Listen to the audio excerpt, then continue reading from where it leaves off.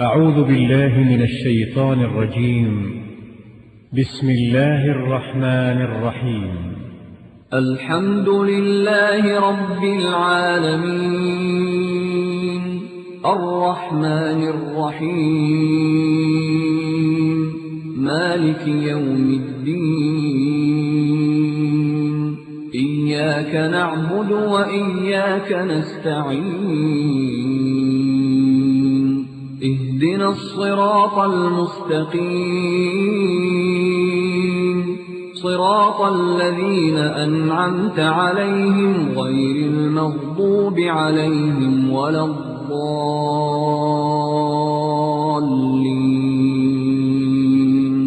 بسم الله الرحمن الرحيم. ألف لام ميم.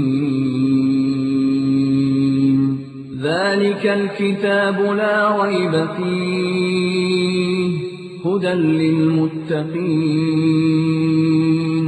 الذين يؤمنون بالغيب ويقيمون الصلاة ومما رزقناهم ينفقون.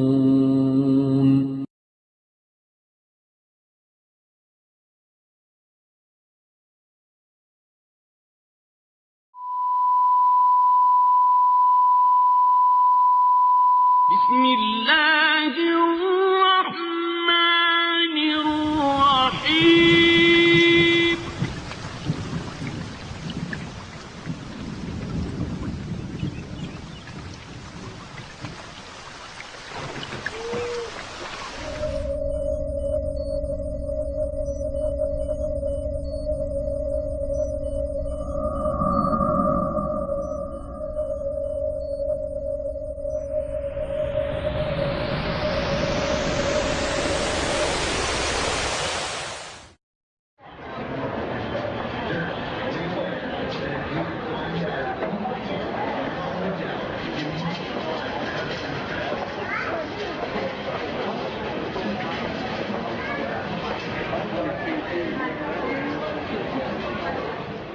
أعوذ بالله من الشيطان الرجيم.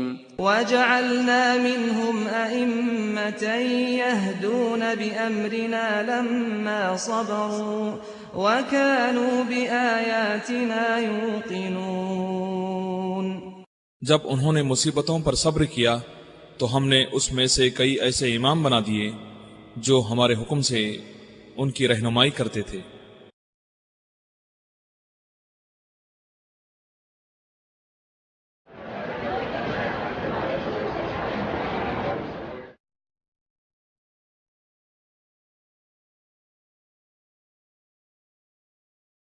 بسم الله الرحمن الرحيم.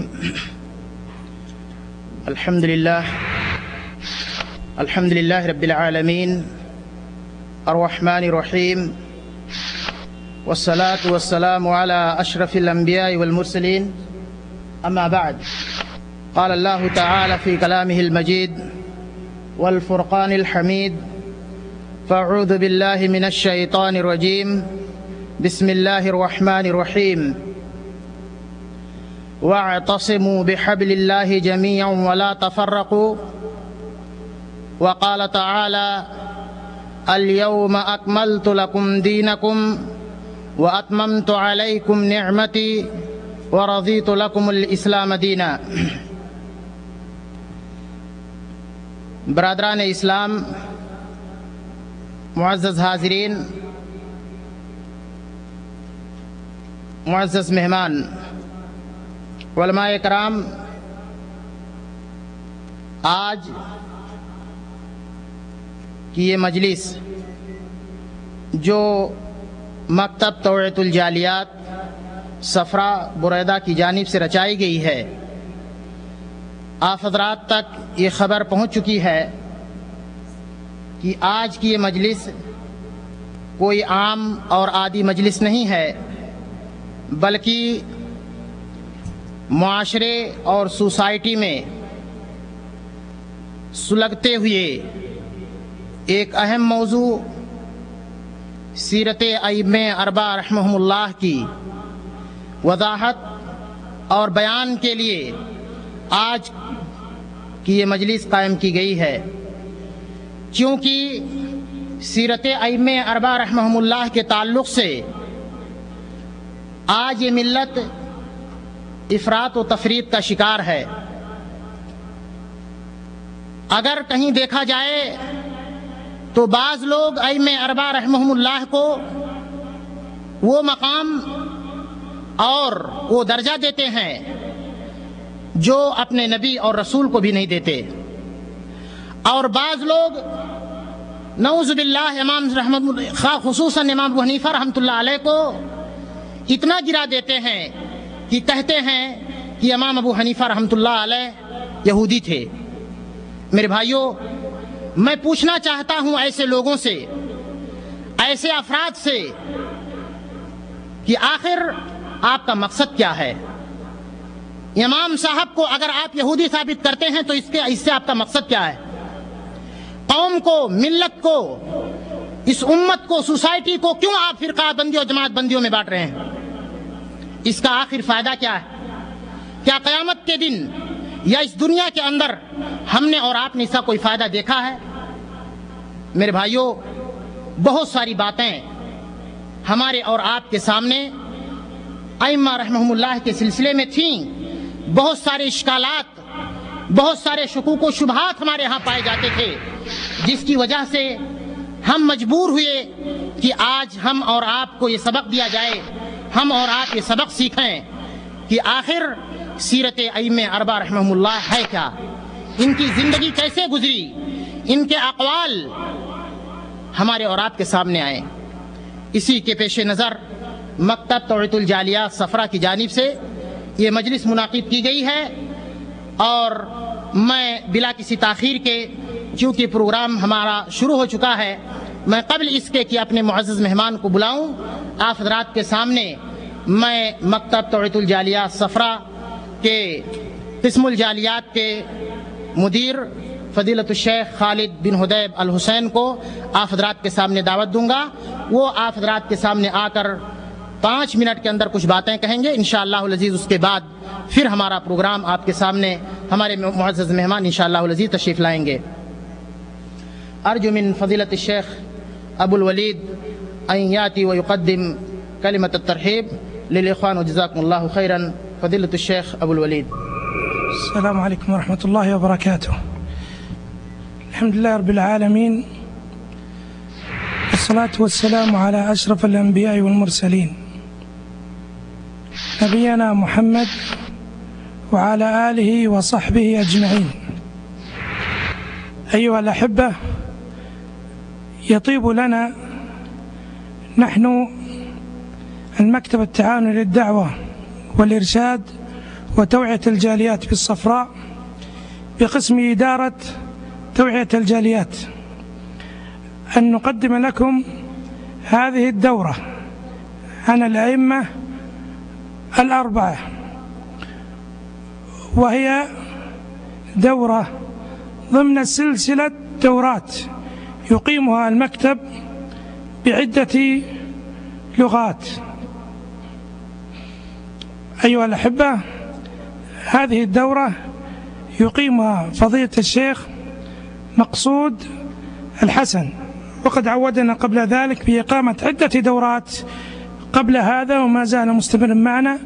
نسأل الله عز وجل أن يبارك في علمه وأن ينفع الجميع بما يقدم لهم من فوائد ومعلومات. أيها الأحبة، لا أطيل عليكم، نفضل نبدأ هذه الدورة حسب ما رتبها لكم الإخوان، ونشكر أيضا الأخوة الدعاة على جهودهم الطيبة وإقامتهم مثل هذه الدورات النافعة، كما نخص بالشكر فضيلة الشيخ عبد السلام على جهوده الطيبة في إقامة مثل هذه الدورات. صلى الله وسلم على نبينا محمد وعلى آله وصحبه أجمعين. السلام عليكم ورحمة الله وبركاته. بسم الله الرحمن الرحيم. الحمد لله رب العالمين، الرحمن الرحيم، مالك يوم الدين، ونشهد أن لا إله إلا الله ونشهد أن سيدنا ومولانا محمدا عبده ورسوله أرسله إلى الناس كافة بشيرا ونذيرا. أما بعد فإن خير الحديث كتاب الله وخير الهدي هدي محمد صلى الله عليه وسلم وشر الأمور محدثاتها وكل محدثة بدعة وكل بدعة ضلالة وكل ضلالة في النار. أعوذ بالله السميع العليم من الشيطان الرجيم. بسم الله الرحمن الرحيم. يرفع الله الذين آمنوا منكم والذين أوتوا العلم درجات والله بما تعملون خبير. من المؤمنين رجال صدقوا ما عاهدوا الله عليه فمنهم من قضى نحبه ومنهم من ينتظر وما بدلوا تبديلا. سبحانك لا علم لنا إلا ما علمتنا إنك أنت العليم الحكيم. رب اشرح لي صدري ويسر لي أمري واحلل عقدة من لساني يفقه قولي واحلل عقدة من لساني يفقه قولي. عزیز ساتھیوں، دینی بھائیوں، السلام علیکم ورحمۃ اللہ وبرکاتہ.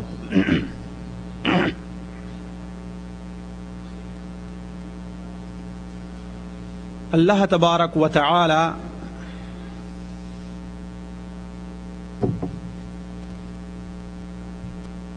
اس کی یہ مصلحت رہی اور اس کی یہ حکمت رہی کہ جب آدم علیہ السلام کو اس دنیا میں بھیجا تو بنی نوع انسان کے لیے وہاں پر یہ بھی دعوت اور انہیں یہ بھی تعلیم دے دی کہ دیکھو جاؤ،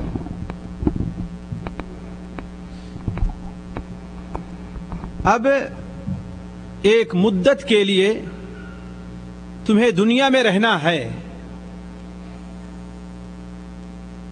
ہم جہاں تمہیں دنیا میں زندگی بسر کرنے کا طریقہ بتلائے ہیں وہ تمہاری فطرت و شرست میں ہم نے ودیعت کر دی ہے، وہیں پر تمہیں آخرت اور جنت تک دوبارہ پہنچنے کے لیے صحیح اور سیدھا راستہ بتانے کے لیے ہماری طرف سے کچھ بندے آئیں گے جو تمہیں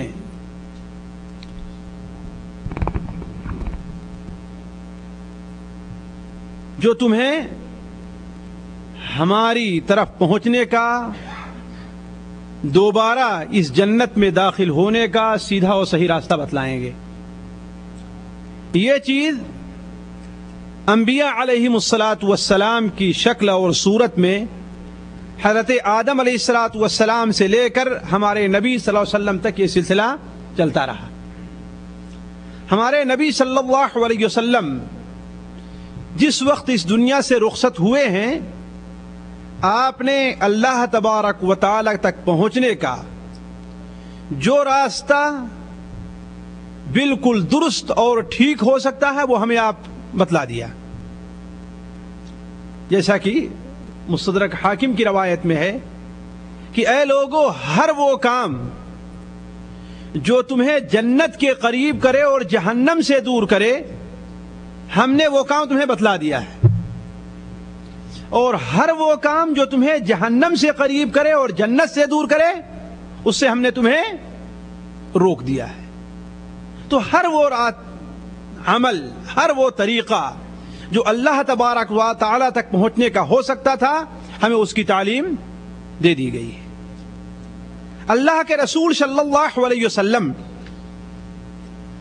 اس دنیا سے رخصت ہوئے تو آپ صلی اللہ علیہ وسلم نے اپنے صحابہ میں اچھے اور بڑے علم والوں کو بھی چھوڑا تھا.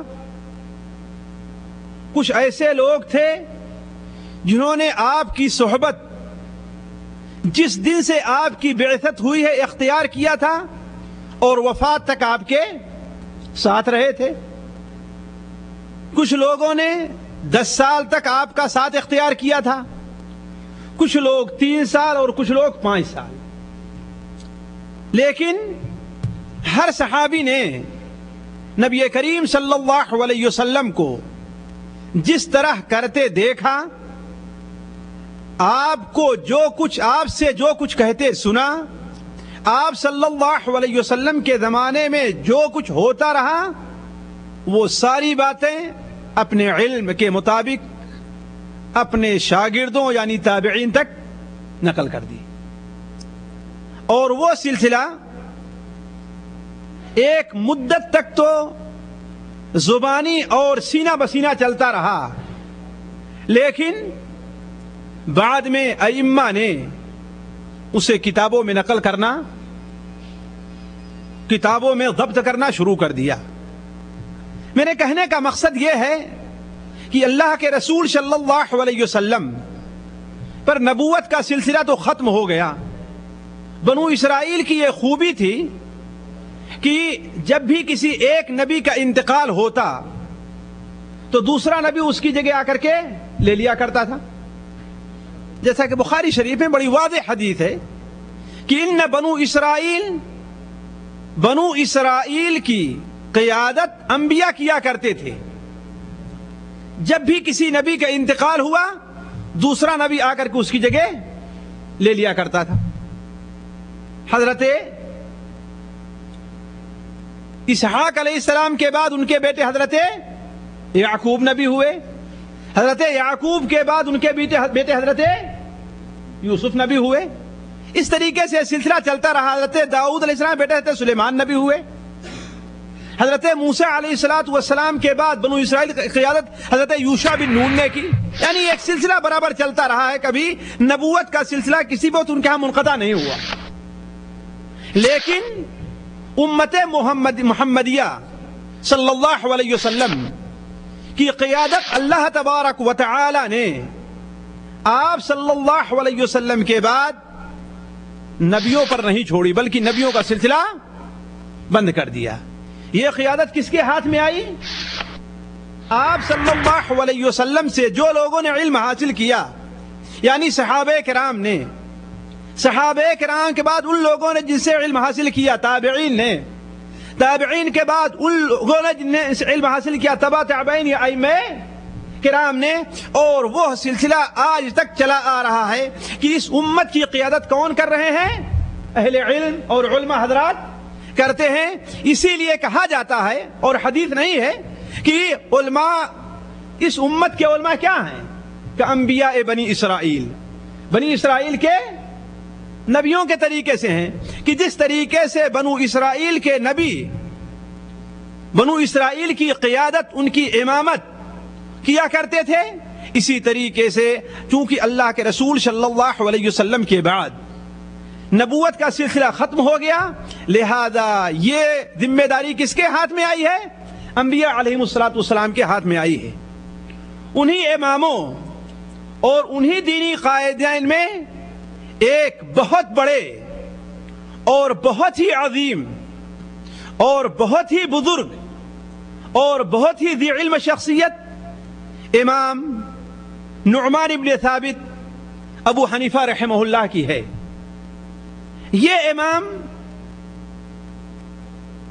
جو امام بطور مذہب کے اس وقت مشہور اور پائے جاتے ہیں, ان میں سب سے پہلے اور سب سے اعلیٰ اور بڑا مقام انہیں دیا جاتا ہے. یہ امام رحمہ اللہ, ان کی سیرت کی ضرورت اور ان کے بارے میں کچھ کہنے کی ضرورت کیوں پیش آئی, اس کی طرف عزیزم شیخ عبدالسلام حفظہ اللہ نے ابھی آپ کے سامنے اشارہ کیا کہ آپ رحمہ اللہ ورضی اللہ عنہ کی شخصیت بڑی مظلوم شخصیت رہی ہے. جہاں پر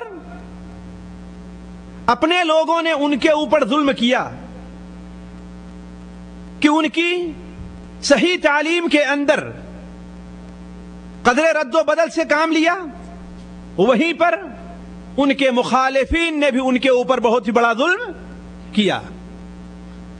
اس لیے ساتھیوں ضرورت یہ محسوس ہوئی کہ اس مبارک ذات اور اس کی تعلیمات سے متعلق کچھ باتیں آپ لوگوں کے سامنے آئیں. نیز یہ بھی کہ وہ مسلمانوں کے مسلمہ امام ہیں. کسی بھی صحیح العقیدہ مسلمان سے یہ امید نہیں کی جا سکتی کہ وہ آپ رحمہ اللہ کی امامت کا اقرار نہ کرے گا الا یہ کہ وہ شخص جاہل ہو، الا یہ کہ وہ شخص حاسد ہو، الا یہ کہ وہ شخص امام ابو حنیفہ رحمہ اللہ کے مقام کو صحیح طور پر نہ پہچان سکا ہو. ساتھیوں اس موضوع کے چھیڑنے کی یہ ضرورت اس لیے بھی پیش آئی کہ ان اماموں کا ہمارے اور آپ کے اوپر کچھ حق ہے. جس حق کی ادائیگی ہمارے اور آپ کے اوپر واجب ہے، ان میں سے ایک حق یہ ہے کہ ان کے بارے میں صحیح معلومات حاصل کی جائے، ان کے لیے دعائے رحمت اور دعائے مغفرت کی جائے، جیسا کہ اللہ تبارک تعالی ہمیں اور آپ کو تعلیم دیتا ہے کہ والذین جاءوا من بعدهم یقولون ربنا اغفر لنا ولاخواننا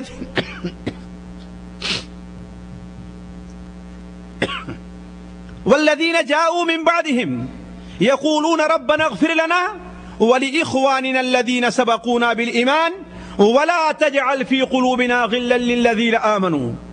اور وہ لوگ جو ان کے بعد آتے ہیں وہ کیا کہتے ہیں؟ ربنا اغفر لنا، اے اللہ تعالی الحمدللہ، اے اللہ تعالی ہمیں بھی معاف کر دے اور ہمارے ان بھائیوں کو بھی معاف کر دے جو اہل ایمان ہم سے پہلے گزر چکے ہیں. تو ہمارا حق یہ بنتا ہے کہ ہمارے اوپر ایک واجب یہ بنتا ہے کہ ہم ان کا حق ادا کریں، ان کے لیے دعائیں کریں، ان کے لیے اللہ تبارک و تعالی سے مغفرت کی، ان کے درجات کی بلندی کی دعا کریں. اور جو شرعی بات اللہ تبارک و تعالی اور اللہ کے رسول صلی اللہ علیہ وسلم کی تعلیم ہم تک چھوڑ کر کے گئے ہیں، دین اور اسلام کی جو بات ہمیں وہ سمجھانا چاہے ہیں، ہم اس بارے میں ان کی اقتداء اور پیروی کریں. اسی طریقے سے اس موضوع کے چھیڑنے کی ایک بہت بڑی وجہ یہ بھی ہے، جیسا کہتے سفیان ثوری رحمہ اللہ نے بیان فرمایا کہ جہاں پر صالحین اور نیک لوگوں کا ذکر ہوتا ہے وہاں اللہ تبارک و تعالی کی رحمت کا نزول ہوتا ہے.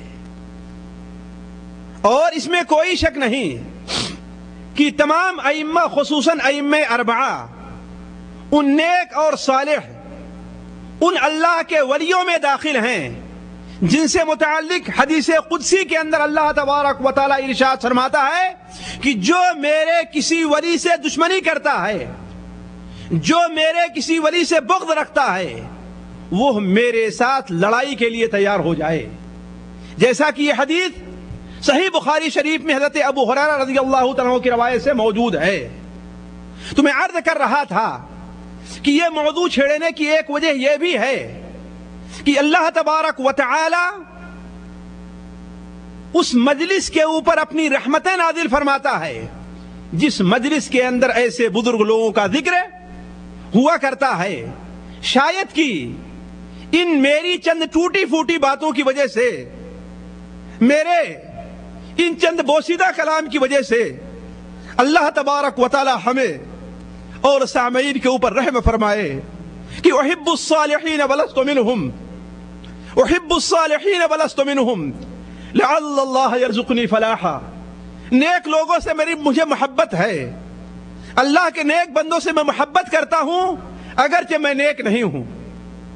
اللہ کے نیک بندوں سے میں تعلق رکھتا ہوں، ان کے ذکر کو باعث برکت سمجھتا ہوں، ان کی اتباع کو، ان کی اقتداء کو باعث نجات سمجھتا ہوں. احب الصالحین ولست منہم لعل اللہ یرزقنی فلاحا. ہو سکتا ہے کہ اللہ تبارک و تعالی ان نیک لوگوں کی برکت سے، ان نیک لوگوں کی وجہ سے ہم گنہگاروں کو بھی قیامت کے دن اپنے رحمت کے سائے میں لے لے. یہ امید کی جاتی ہے. ساتھیوں، یہ بڑا اہم نقطہ ہے جسے عمومی طور پر لوگ توجہ نہیں دیتے. عمومی طور پر ناول پڑھنے کا لوگ اپنا مشغلہ بنا لیتے ہیں. ناول کے پرچے پڑھنے کو اور فلمی پرچے پڑھنے کو اپنا مشغلہ بنا لیتے ہیں، جبکہ یہ چیز صرف شبہے کے طور پر نہیں کہی جا سکتی بلکہ یقینی طور پر کہی جا سکتی ہے کہ یہ چیز ان کے لیے باعث سعادت نہیں بلکہ باعث شقاوت بن سکتی ہے.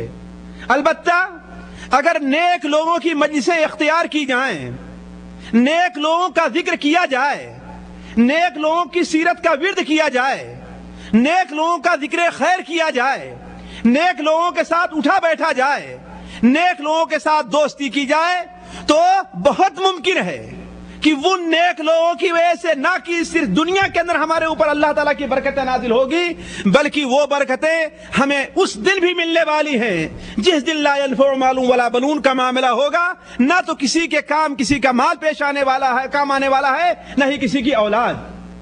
الاخلاء یومئذ بعضهم لبعض عدو الا المتقین.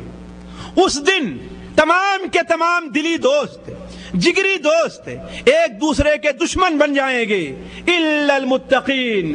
ہاں، متقی اور پرہیزگار لوگ جو ہیں، جو متقیوں اور پرہیزگاروں سے محبت کرتا ہے، جو متقی اور پرہیزگار لوگوں سے دوستی کرتا ہے، وہ قیامت کے دن ان کے دشمن نہیں بنیں گے.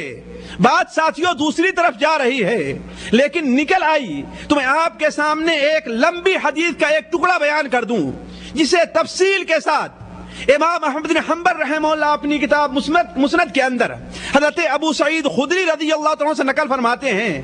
علامہ البانی رحمہ اللہ نے اس حدیث کو صحیحہ کے اندر نقل فرمایا ہے کہ جب مسلمان جہنم سے نجات پا جائیں گے، یعنی پلسرات پر سے ان کا گزر ہو جائے گا اور جنت کے اندر داخل ہو جائیں گے، تو جب جنت کے اندر داخل ہو کر کے اپنا اپنا ٹھکانہ بنا لیں گے، اللہ تعالیٰ سے دعا ہے کہ اللہ تعالیٰ ہم میں سے ہر شخص کو جنتیوں میں بنائے. جب اپنا ٹھکانہ جنت میں بنا لیں گے تو آپس میں باتیں کریں گے کہ فلاں ساتھی ہمارا تھا، ہمارے ساتھ بیٹھنے والا تھا، ہم سے محبت کرنے والا تھا، وہ آج ہمارے ساتھ دکھائی نہیں دے رہا ہے.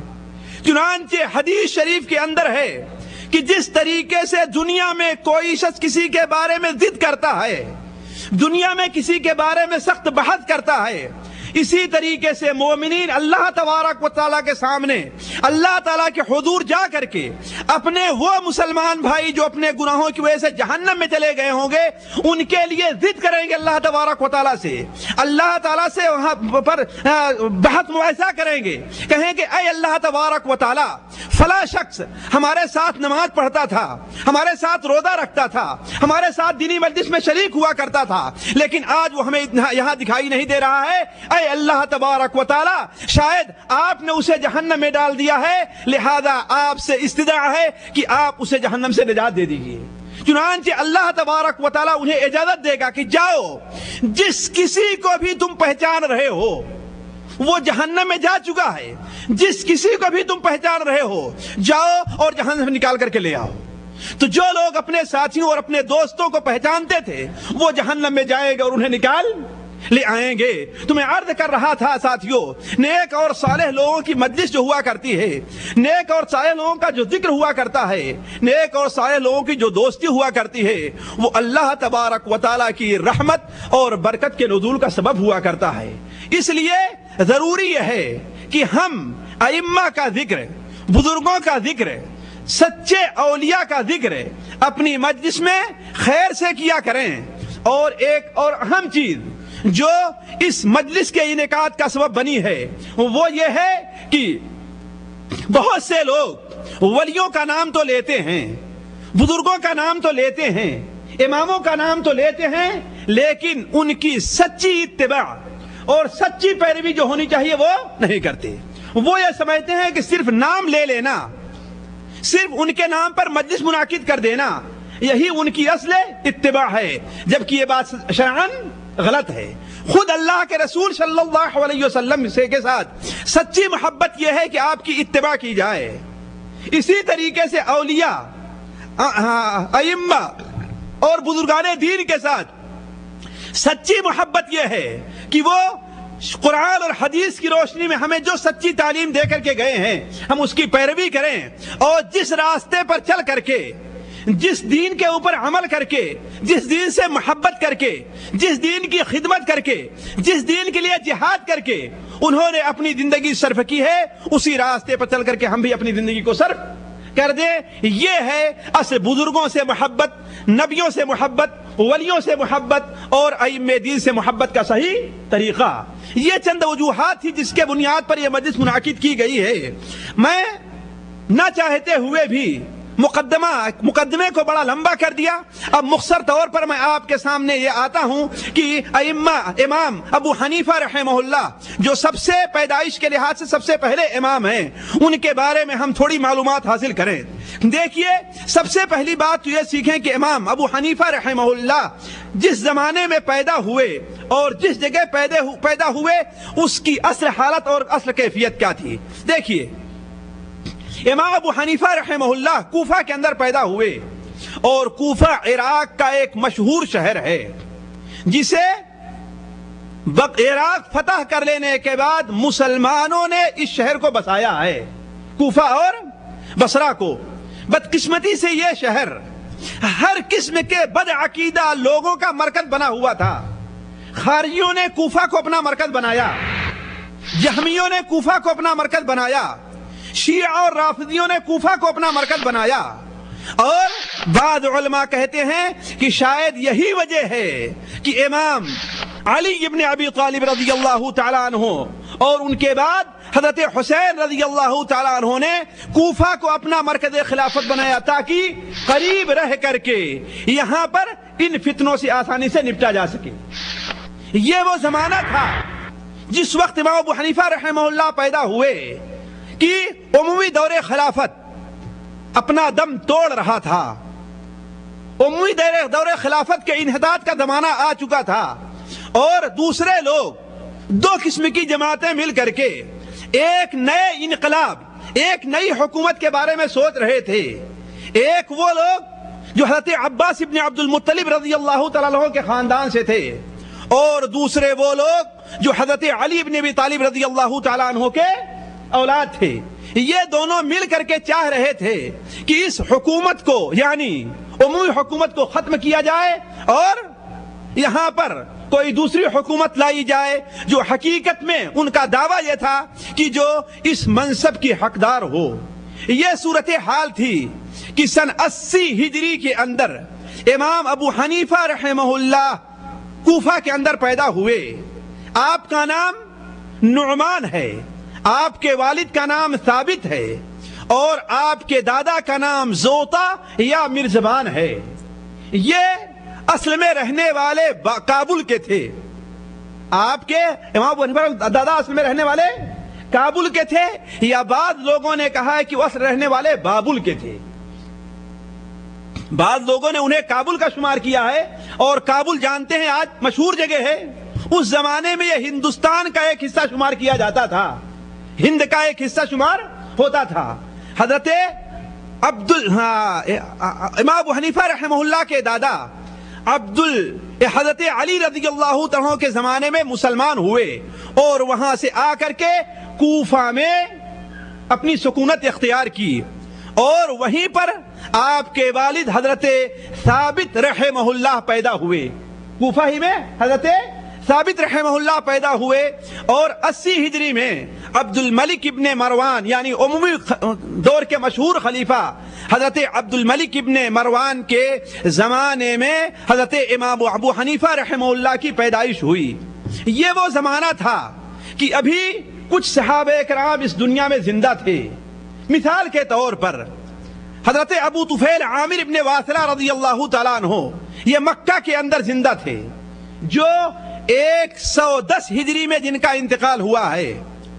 مدینہ منورہ میں حضرت سہل بن سعد زندہ تھے 88 ہجری میں جن کا انتقال ہوا. اسی طریقے سے حضرت انس بن مالک رضی اللہ تعالیٰ عنہ جن کا انتقال 92 میں ہوا، وہ کوفہ کے اندر زندہ تھے. حضرت عبداللہ ابن ابی اوفا رضی اللہ تعالیٰ عنہ یہ مکہ میں تھے، اور واسرہ جو ہے مدینہ منورہ میں زندہ تھے. حضرت عبداللہ ابن ابی اوفا کا انتقال 87 کے اندر ہوا. لیکن امام ابو حنیفہ رحمہ اللہ اگرچہ اس زمانے میں پیدا ہو چکے تھے، لیکن کسی بھی صحیح روایت سے یہ ثابت نہیں ہو پاتا کہ آپ نے صحابہ سے ملاقات کی ہو. البتہ حضرت امام ذہبی رحمہ اللہ اور دوسرے بعض محدثین نقل کرتے ہیں کہ امام ابو حنیفہ رحمہ اللہ نے حضرت انس بن مالک رضی اللہ تعالیٰ عنہ کو دیکھا ہے. اس لیے کہ حضرت انس بن مالک رضی اللہ تعالیٰ عنہ 92 میں انتقال کیے اور وہ بصرہ میں رہا کرتے تھے. ایک بار جب وہ کوفہ آئے تو حضرت امام ابو حنیفہ رحمہ اللہ کے والد ثابت آپ کو لے کر حضرت انس بن مالک کے پاس تشریف لے گئے اور انس بن مالک سے ملاقات ہوئی. ساتھیو دیکھیے، یہ میرے کہنے کا مطلب نہیں ہے کہ میں نعوذ باللہ من ذالک امام ابو حنیفہ رحمہ اللہ کی تنقیص کر رہا ہوں کہ آپ نے صحابہ کرام کو دیکھا نہیں ہے. لیکن بات اصل یہ ہے کہ آیا جو بات کہی جائے وہ سند کے لحاظ سے اور حقیقت کے موافق ہونی چاہیے. لوگوں نے اس سلسلے میں اگر موقع ملا تو میں آخر میں بتاؤں گا کہ بہت غلو سے کام لیا ہے. حتیٰ کہ بعض لوگوں نے تو امام ابو حنیفہ رحمہ اللہ کی ملاقات بعض ان صحابہ سے کرائی ہے جو صحابہ آپ کی ولادت سے 25 سال پہلے انتقال کر چکے تھے. جیسے حضرت عبداللہ ابن عنیس رضی اللہ تعالیٰ عنہ، حضرت عبداللہ ابن عنیس رضی اللہ تعالیٰ عنہ، جبکہ ان کا انتقال تقریباً سن 55 میں ہو چکا ہے. اور روایت نقل کرتے ہیں کہتے ہیں امام ابو حنیفہ رحمہ اللہ نے عبداللہ ابن عنیس سے حدیث سنی ہے. تو میں عرض یہ کر رہا تھا کہ نعوذ باللہ من ذالک امام ابو حنیفہ رحمہ اللہ کی حاشا للہ آپ کی تنقیص نہیں، بلکہ حقیقت واقعہ تاریخ جو بتاتی ہے اور صحیح تاریخ جو بتلا رہی ہے. امام ذہبی رحمہ اللہ جو تاریخ کے بہت بڑے امام ہیں، حافظ بن حجر رحمہ اللہ جن کی امامت کے بارے میں شبہ نہیں کیا جاتا، یہ لوگ بڑی صراحت کے ساتھ ذکر کرتے ہیں کہ آپ رضی اللہ تعالیٰ عنہ کا کسی صحابہ سے علم حاصل کرنا تو ثابت نہیں ہے. البتہ حضرت انس بن مالک رضی اللہ تعالیٰ عنہ کا دیکھنا ثابت ہے کہ آپ نے حضرت انس بن مالک رضی اللہ عنہ کو دیکھا تھا. دوسری ایک بات یہ بھی سمجھ لینے کی ہے کہ آپ کا نام تو نعمان تھا، لیکن آپ مشہور کس نام سے ہیں؟ اپنی کنیت سے مشہور ہیں ابو حنیفہ. دیکھیے، ایک اسلامی مسئلہ ہے، ایک شرعی طریقہ ہے. اسلامی طریقہ کنیت رکھنے کا ہے. اسی لیے شاید ہی کوئی صحابی گزرا ہو جس کی کوئی کنیت نہ رہی ہو. لیکن کنیت کس کو کہتے ہیں؟ کنیت کہتے ہیں کہ انسان اپنے بڑے بیٹے کے نام سے کہے کہ فلاں کا باپ. جیسے آپ کے بیٹے کا نام خالد ہے، بڑے بیٹے کا، تو کیا کہا جائے؟ ابو خالد. یہی چیز کنیت ہے. یا باپ کی طرف نسبت کی جائے فلاں کے بیٹے. جیسے حضرت عبداللہ ابن عمر کس سے مشہور تھے؟ ابن عمر کے نام سے، ابن عمر. تو اب اور ابن یعنی باپ اور بیٹا یہ لگا کر کے شریعت کے اندر، بلکہ اس کی بڑی اہمیت ہے. خود اللہ کے رسول صلی اللہ علیہ وسلم کی بھی کنیت تھی کہ نہیں تھی؟ آپ کی کنیت کیا تھی؟ جی ابو القاسم تھی. لیکن کنیت کے لیے یہ ضروری نہیں ہے کہ ان کے یہاں کسی بیٹے کی پیدائش ہوئی بھی ہو. بسا اوقات لوگ اپنی کنیت بچپن ہی سے رکھ لیا کرتے تھے. حتیٰ کہ صحابہ کرام اور عرب کے اندر تو یہ دستور تھا کہ بسا اوقات ایک بچہ پیدا ہوا ابھی چھوٹا سا ہے کہ اس کی کنیت رکھ لی جاتی تھی. جیسا کہ بخاری شریف کے اندر وہ حدیث ہے نا کہ انس بن مالک کا ایک بھائی تھا. انس بن مالک کا ایک بھائی تھا، حضرت ام سلیم رضی اللہ تعالی عنہا کے صاحبزادے. انہیں اللہ کے رسول خود کہا کرتے تھے یا ابا عمیر ما فعل النغیر، یا ابا عمیر، اے ابو عمیر، یعنی ان کو کنیت سے آپ پکارا کرتے تھے. اسی لیے حضرت عائشہ رضی اللہ تعالی عنہا نے اللہ کے رسول سے درخواست کیا کہ میں بھی اپنی کنیت رکھنا چاہتی ہوں، حالانکہ میری کوئی اولاد نہیں ہے. تو آپ نے کہا کہ اپنے بھانجے عبداللہ کے نام پر اپنی کنیت رکھ لو، اس لیے کہ عبداللہ ابن زبیر جو تھے حضرت عائشہ کی بہن حضرت اسماء بنت ابی بکر کے بیٹے تھے، اسی لیے حضرت عائشہ کنیت ام عبداللہ، ان کی کنیت ام عبداللہ۔ یہ چیز آج بھی عرب کے اندر کثرت سے پائی جاتی ہے کہ ابھی تک شادی نہیں ہوتی ہے، ابھی بچے ابتدائی اور متوسطہ کے مرحلے میں رہا کرتے ہیں، لیکن اپنی کنیت رکھ لیا کرتے ہیں۔ اسی لیے بعض صحابہ کرام ایسی کنیت سے مشہور ہوئے کہ اس نام کا ان کی کوئی اولاد ہی نہیں تھی۔ مثال کے طور پر حضرت ابو بکر رضی اللہ تعالیٰ عنہ، بکر آپ کے کسی بیٹے کا نام نہیں ہے۔ حضرت عمر رضی اللہ عنہ ان کی کنیت کیا تھی؟ ابو حفص، اور حفص آپ کے کسی بیٹے کا نام نہیں تھا۔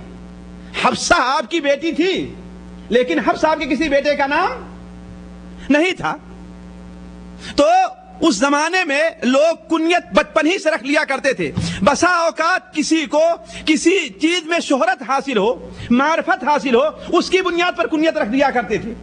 تو اسی طریقے سے امام ابو حنیفہ رحمہ اللہ کی کنیت ابو حنیفہ ہے، نعمان آپ کا نام ہے اور کنیت آپ کی ابو حنیفہ ہے۔ یہ کنیت کیوں رکھی گئی، اس سلسلے میں کوئی حقیقی بات نہیں کہا جا سکتا۔ کچھ لوگ کہتے ہیں کہ عراق کی زبان میں حنیفہ کے معنی ہوتا ہے دوات کے۔ دوات جانتے ہیں نا جی، قلم دوات۔ آج دوات کا رسم ختم ہو چکا ہے، کوئی دوات جانتا ہی نہیں، لیکن پہلے قلم دوات بڑی مشہور چیز تھی نا۔ تو حنیفہ کے معنی کیا ہوتا ہے؟ دوات کے ہوا کرتا ہے۔ تو چونکہ آپ علم کے اندر اس قدر مشہور رہتے تھے کہ ہمیشہ قلم اور دوات اپنے ساتھ رکھا کرتے تھے، اسی لیے آپ کو کیا کہہ دیا گیا؟ ابو حنیفہ کہہ دیا گیا۔ بعض لوگ کہتے ہیں کہ حنیف کے معنی ہوتا ہے سچا پکا مسلمان اور اللہ کی عبادت کرنے والا، ہے نا، مطیع۔ حنیفم مسلمہ، حضرت ابراہیم علیہ السلام کو کیا کہا گیا ہے؟ حنیفم مسلمہ کہا گیا ہے، یعنی یکسو ہو کر کے صرف اللہ کے بات میں لگ جانے والا۔ تو چونکہ امام صاحب بڑے عبادت گزار تھے، راتوں رات جاگا کرتے تھے، اس لیے آپ کو ابو حنیفہ کہا جانے لگا۔ بعض لوگوں نے کہا کہ نہیں، حنیفہ آپ کی کسی بیٹی کا نام ہے، لیکن بعض علماء نے اسے رد کیا، کہا کہ نہیں، اس لیے کہ شرعی طریقہ یہ ہے کہ انسان اپنے بڑے بیٹے کی نام پر کنیت رکھے، اپنی بیٹی کے نام پر نہیں۔ اسی لیے سنن ابو داؤد میں روایت ہے کہ ایک صحابی اللہ کے رسول کی خدمت میں حاضر ہوتے ہیں، انہیں لوگ ابو الحکم کہا کرتے تھے، انہیں لوگ ابو الحکم کہا کرتے تھے۔ تو پوچھا کہ تمہیں ابو الحکم لوگ کیوں کہتے ہیں؟ کہا اے اللہ کے رسول صلی اللہ علیہ وسلم، جب لوگ آپس میں ہماری قوم کے اندر کسی دو آدمی کا اختلاف ہوتا تو میرے پاس آتے، میں جو فیصلہ کرتا اسے لوگ مان لیتے، اور حکم کے معنی ہوتا ہے سرپنچ کی۔ حکم کے معنی کیا ہوتا ہے؟ سرپنچ، یعنی جس کے فیصلے کو لوگ مان لے، اس لیے لوگ مجھے ابو الحکم کہنے لگے۔ تو آپ نے فرمایا نہیں، حکم تم نہیں ہو، الحکم اللہ تبارک و تعالی ہے، اس لیے کہ اللہ ہی کی ذات وہ ہے جس کے فیصلے کو سارے لوگ مان لیں، کوئی اس کے فیصلے سے انکار نہ کرے۔ تو الحکم کون ہے؟ اللہ تعالی ہے۔ تمہارے بیٹے بھی ہیں؟ کہاں ہاں، اللہ تعالیٰ ہمیں، اے اللہ کے رسول، اللہ تعالیٰ نے ہمیں کئی بیٹے دیا اور بیٹیاں بھی دی ہے۔ تو آپ نے فرمایا تمہارے بڑے بیٹے کا نام کیا ہے؟ آپ نے کیا فرمایا؟ تمہارے بڑے بیٹے کا نام کیا ہے؟ تو کہا میرے بڑے بیٹے کا نام شریح ہے۔ میرے بڑے بیٹے کا نام کیا ہے؟ شریح ہے۔ تو کہا تم ابو شریح ہو، تم ابو شریح ہو۔ تو شرعی طریقہ یہ ہے کہ اپنے بڑے بیٹے کے نام کنیت رکھی جائے، چھوٹے بیٹے کے نام نہیں۔ کیوں؟ اس لیے کہ اس طریقے سے بڑے بیٹے کے حق تلفی ہوگی۔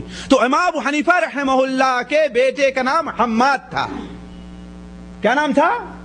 حماد، حماد ابن نعمان ابن ثابت۔ تو اگر آپ کو کنیت اپنے بیٹے کے نام پر رکھنی ہوتی تو آپ ابو حماد ہوتے، نہ کہ ابو حنیفہ ہوتے۔ کہنے کا مطلب یہ ہے کہ آپ اپنی کنیت سے تو مشہور ہیں، لیکن اس کی صحیح کوئی وجہ معلوم نہ ہو پائی کہ آپ نے یہ کنیت کیوں رکھی، اللہ بہتر جانتا ہے۔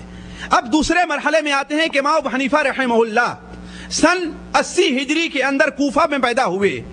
کب؟ سن 80 ہجری میں عبد الملک ابن مروان کا زمانہ تھا، کوفہ میں پیدا ہوئے۔ شروع میں امام رحمہ اللہ نے علم کی طرف توجہ نہ دی، بلکہ ریشم اور ریشمی کپڑے بیچنے کا آبائی پیشہ تھا۔ ان کے باپ اور دادا وہی پیشہ کیا کرتے تھے، لہذا وہ بھی اسی کے اندر لگ گئے، اور یہی وجہ ہے کہ آپ کی ملاقات یا طلب علم صحابہ سے نہیں ہے۔ کہا جاتا ہے آپ تقریباً 18 سال کے تھے، آپ تقریباً 18 یا 20 سال کے تھے کہ ایک بار کوفہ کے اندر مسجد سے آپ کا گزر ہوا۔ ایک بہت بڑے امام عامر شعبی رحمہ اللہ بیٹھے درس دے رہے تھے۔ انہوں نے بلایا کہ اے بیٹے یہاں پر آؤ۔ تشریف لے آئے امام ابو حنیفہ رحمہ اللہ۔ پوچھا کہ تم کہاں آتے جاتے ہو؟ مقصد تھا کہ کس عالم کے پاس، کس فقیہ کے پاس، کس محدث کے پاس تم اٹھتے بیٹھتے ہو، تعلیم حاصل کرتے ہو؟ کہا کہ حضرت میں تو بازار آتا جاتا ہوں۔ کہاں آتے جاتے ہو؟ کیا کہا؟ میں بازار میں آتا جاتا ہوں۔ کہا کہ نہیں، میں تمہارے اندر عقل کی پختگی، تمہارے اندر ذہانت اور تمہارے اندر ایک عجیب چیز میں ملاحظہ کر رہا ہوں، اس لیے تم جو کام کر رہے ہو اس کو چھوڑ کر کے علم کی طرف متوجہ ہو جاؤ، علم کی طرف متوجہ ہو جاؤ۔ چنانچہ امام ابو حنیفہ رحمہ اللہ کہتے ہیں کہ یہی وہ پہلا موقع تھا کہ اللہ تبارک و تعالی نے ہمارے دل میں علم کی محبت ڈال دی اور علم حاصل کرنے کی طرف میں متوجہ ہو گیا۔ اور جب علم کی طرف متوجہ ہوئے تو آپ رضی اللہ تعالیٰ عنہ نے علم حاصل کر کے وہ مقام حاصل کیا، وہ شہرت حاصل کر لی کہ آپ کے شہر، آپ کے وقت میں کسی کو وہ مقام اور شہرت حاصل نہیں ہوئی۔ یہ اللہ تعالیٰ کی مہربانی ہوا کرتی ہے۔ بہت سے علماء تاریخ میں آپ کو ملیں گے کہ بچپن سے انہوں نے علم حاصل کرنا شروع نہیں کیا، کچھ وقت گزر جانے کے بعد، جیسے امام بن حزم رحمہ اللہ ہیں، ہندوستان کے اندر علامہ ثناء اللہ امرتسری رحمہ اللہ ہیں۔ یہ کیا کرتے تھے؟ ایک دکان پر بیٹھتے تھے اور رفو گری کا کام کیا کرتے تھے۔ آج کل رفو گری وغیرہ کا معاملہ تو ختم ہے نا، لیکن ہم نے دیکھا ہے دلی میں رفو گری یعنی کپڑا کہیں پھٹ جائے تو اتنا باریک آپ کے اسی کپڑے سے دھاگا نکال کر کے اس کی سلائی کرتے ہیں کہ دور سے نہیں دیکھ سکتے کہ کپڑے کے اندر سلائی ہوئی ہے۔ رفو گری کا کام بڑا باریک کام ہے۔ تو امرتسر کے اپنی دکان میں بیٹھے رفو گری کر رہے تھے، ایک بزرگ آئے، مجھے ان کا نام بھول گیا ہے، انہوں نے کرتا دیا کہ ہاں اسے رفو کر کے لے آنا۔ جب رفو کیے دیکھا تو بہت بہترین ہے۔ کہا کہ تم نے علم نہیں حاصل کیا؟ کہا نہیں۔ کہا تم علم حاصل کرو، تمہارے اندر ذہانت میں دیکھ رہا ہوں۔ اور جب علم حاصل کرنے لگے اس کے بعد تو اپنے وقت کے سب سے بڑے مناظر اور سب سے بڑے علامہ نکلے۔ بسا اوقات اللہ تبارک و تعالی بعض لوگوں کو علم کی توفیق بعد میں دیتا ہے حاصل کرنے کی، لیکن اس کی صورت یہ ہوتی ہے کہ وہ اپنے زمانے کے سب سے بڑے عالم اور سب سے بڑے علامہ، سب سے بڑے امام بن جاتے ہیں۔ چنانچہ امام مختصر طور پر یہ کہ امام ابو حنیفہ رحمہ اللہ نے اس وقت کے تمام علماء سے، خصوصاً کوفہ کے اندر اور بصرہ میں جو علماء موجود تھے ان سے علم حاصل کیا، اور خصوصی طور پر کوفہ کے سب سے بڑے فقیہ حماد ابن ابی سلیمان جو اپنے وقت کے سب سے بڑے فقیہ تھے ان سے آپ نے فقہ کا علم حاصل کیا۔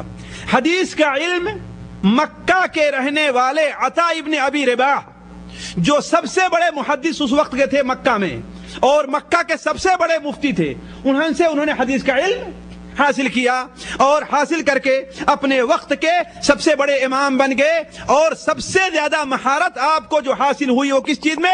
فقہ میں حاصل ہوئی۔ اور اللہ تعالیٰ نے آپ کو ایسی سمجھ عطا فرمائی تھی کہ عقل حیران رہ جاتی ہے بسا اوقات کہ یہ انسانی عقل کام کر رہی ہے یا اللہ تبارک و تعالیٰ کی طرف سے کوئی کرامت کام کر رہی ہے۔ چنانچہ اس کی ایک مثال میں دیتا ہوں کہ امام ابو حنیفہ رحمہ اللہ کو اللہ نے کس قدر ذہانت عطا فرمائی تھی، اس کے سلسلے میں بعد مواقف ذکر کروں گا، لیکن ان کے فقہ سے متعلق ایک چیز کو دیکھیں، آپ نوٹ کر لیں کہ ایک بار امام ابو حنیفہ رحمہ اللہ کے سامنے ایک مسئلہ پیش ہوا، بلکہ محمد ابن حسن ابن علی ہمارے خیال سے اہل بیت کے ایک عالم ہیں، انہوں نے کہا کہ آپ کے بارے میں ہم نے سنا ہے کہ آپ قیاس اور عقل سے زیادہ کام لیتے اور ہمارے دادا کی حدیثوں کو نہیں پڑھتے. کہا کہ تم مجھے کہہ رہے ہو کہ میں قیاس سے زیادہ کام لیتا ہوں؟ اچھا میری چند باتوں کا جواب دو. دیکھیے یہ عقل اور فقہ دیکھیے، یہ سمجھ دیکھیے. کہا کہ یہ بتاؤ کہ عورت زیادہ مضبوط ہے کہ مرد زیادہ مضبوط ہے؟ کس کو زیادہ قوت حاصل ہے؟ کہا کہ مرد کو زیادہ قوت حاصل ہے. تو کہا کہ لیکن میراث میں عورت کا زیادہ حصہ ہے کہ مرد کا زیادہ حصہ ہے؟ کہا مرد کا زیادہ حصہ ہے. کہا اگر میں قیاس سے کام لیتا تو جو مضبوط تھا اسے کم دیتا اور جو کمزور ہے اسے زیادہ دیتا تاکہ کچھ توازن باقی رہ جائے، لیکن ہم نے ایسا نہیں کیا. دوبارہ پوچھا کہ اچھا یہ بتاؤ نماز زیادہ اہم ہے کہ روزہ زیادہ اہم ہے؟ جی کیا زیادہ اہم ہے؟ نماز زیادہ اہم ہے. کہا لیکن یہ دیکھو کہ عورت حالت حیض میں اگر ہو تو نماز پاک ہو تو نماز کے قضا کرنے کا حکم نہیں دیتا میں، ہے نا؟ نہ شریعت دیتی ہے. کس چیز قضا کرنے کا حکم دیتے ہیں؟ روزہ کے. اگر قیاس سے کام لیتا، عقل سے کام لیتا تو جو چیز زیادہ اہم ہے اسے قضا کرنے کا حکم دینا چاہیے نا، لیکن نہیں دیا جاتا. کہا اسی طریقے سے یہ بتاؤ کہ پیشاب ناپاک ہے کہ نطفہ ناپاک ہے؟ پیشاب ناپاک ہے کہ منی ناپاک ہے؟ تو انہوں نے کہا کہ نہیں پیشاب ناپاک ہے اور منی. ظاہر بات ہے آپ لوگوں کو شاید معلوم ہو کہ پیشاب ایسی چیز ہے جس کی ناپاکی پر تمام امت کا اتفاق ہے، لیکن منی کی ناپاکی پر اتفاق نہیں ہے. حنفیہ کے نزدیک منی ناپاک ہے، شافعیہ اور حنابلہ کے نزدیک کیا ہے؟ منی پاک ہے نا؟ یہ بات صحیح. تو کہا کہ اگر میں قیاس سے کام لیتا تو پیشاب آنے پر غسل کرنے کا حکم دیتا اس لیے کہ ناپاک ہے، اور منی کے نکلنے پر وضو کرنے کا حکم دیتا اس لیے کہ وہ پاک ہے. لیکن ہم نے کیا حکم دیا ہے کہ جس کو منی نکلے وہ غسل کرے اور جس کو پیشاب آئے وہ وضو کرے. تو کہا کہ ہاں آپ قیاس سے کام نہیں لیتے، حدیث کو ترجیح دیا کرتے ہیں. تو کہنے کا مطلب اللہ تعالیٰ امام حنیفہ رحمہ اللہ کو سمجھ کے لحاظ سے اور عقل کے لحاظ سے اللہ تعالیٰ نے ایک عجیب سا ملکہ دیا تھا. اسی لیے امام شافعی رحمہ اللہ کہا کرتے ہیں کہ جس کو فقہ حاصل کرنا ہو وہ امام ابو حنیفہ رحمہ اللہ کا خوشہ چی بنے، اس لیے کہ تمام کے تمام لوگ فقہ میں امام ابو حنیفہ رحمہ اللہ کے پیروکار ہیں. امام عبداللہ ابن مبارک رحمہ اللہ نے بلکہ امام مالک رحمہ اللہ سے کسی نے پوچھا کہ کیا آپ نے ابو حنیفہ کو دیکھا ہے رحمہ اللہ؟ کہا کہ ہاں مدینہ منورہ کی زیارت کے لیے آئے تو ہم نے ان سے ملاقات کی اور ہم نے ایک ایسے شخص کو دیکھا ہے اس قدر سمجھ اور عقل رکھنے والا ہے کہ اگر وہ کہہ دے کہ ہاں یہ کھمبا جو ہے سونے کا ہے تو اپنی عقل اور حجت سے ثابت کر دے گا کہ یہ سونے کا ہے. تو اللہ تبارک و تعالی نے اپنے فضل اور کرم سے انہیں بہت بڑی عقل سے نوازا تھا. اور ساتھیوں اس کی ایک وجہ بھی ہے. وجہ کیا ہے؟ اس لیے کہ اس وقت کوفہ میں جیسا کہ ہم نے کہا اللہ تعالیٰ کی بہت بڑی مہربانی تھی کہ کوفہ جیسی جگہ میں جہاں ملحد پائے جاتے ہوں، جہاں پر دہریہ پائے جاتے ہوں، جہاں پر رافضی پائے جاتے ہوں، جہاں پر معتزلہ کا گڑھ ہو، جہاں پر خوارج نے اپنا اڈا جما لیا ہو، وہاں پر کسی ایک ایسی ذی عقل اور ذی علم شخصیت کا ہونا ضروری تھا جو ان کا مقابلہ کر سکے. اللہ تعالیٰ نے بڑی مہربانی کی تھی اہل کوفہ پر، ورنہ جتنے خارجی تھے تمام لوگوں کو خارجی بنا دیے ہوتے، معتزلہ تھے تمام لوگوں کو معتزلہ بنا دیے ہوتے، رافضی تھے تمام لوگوں کو رافضی بنا دیے ہوتے.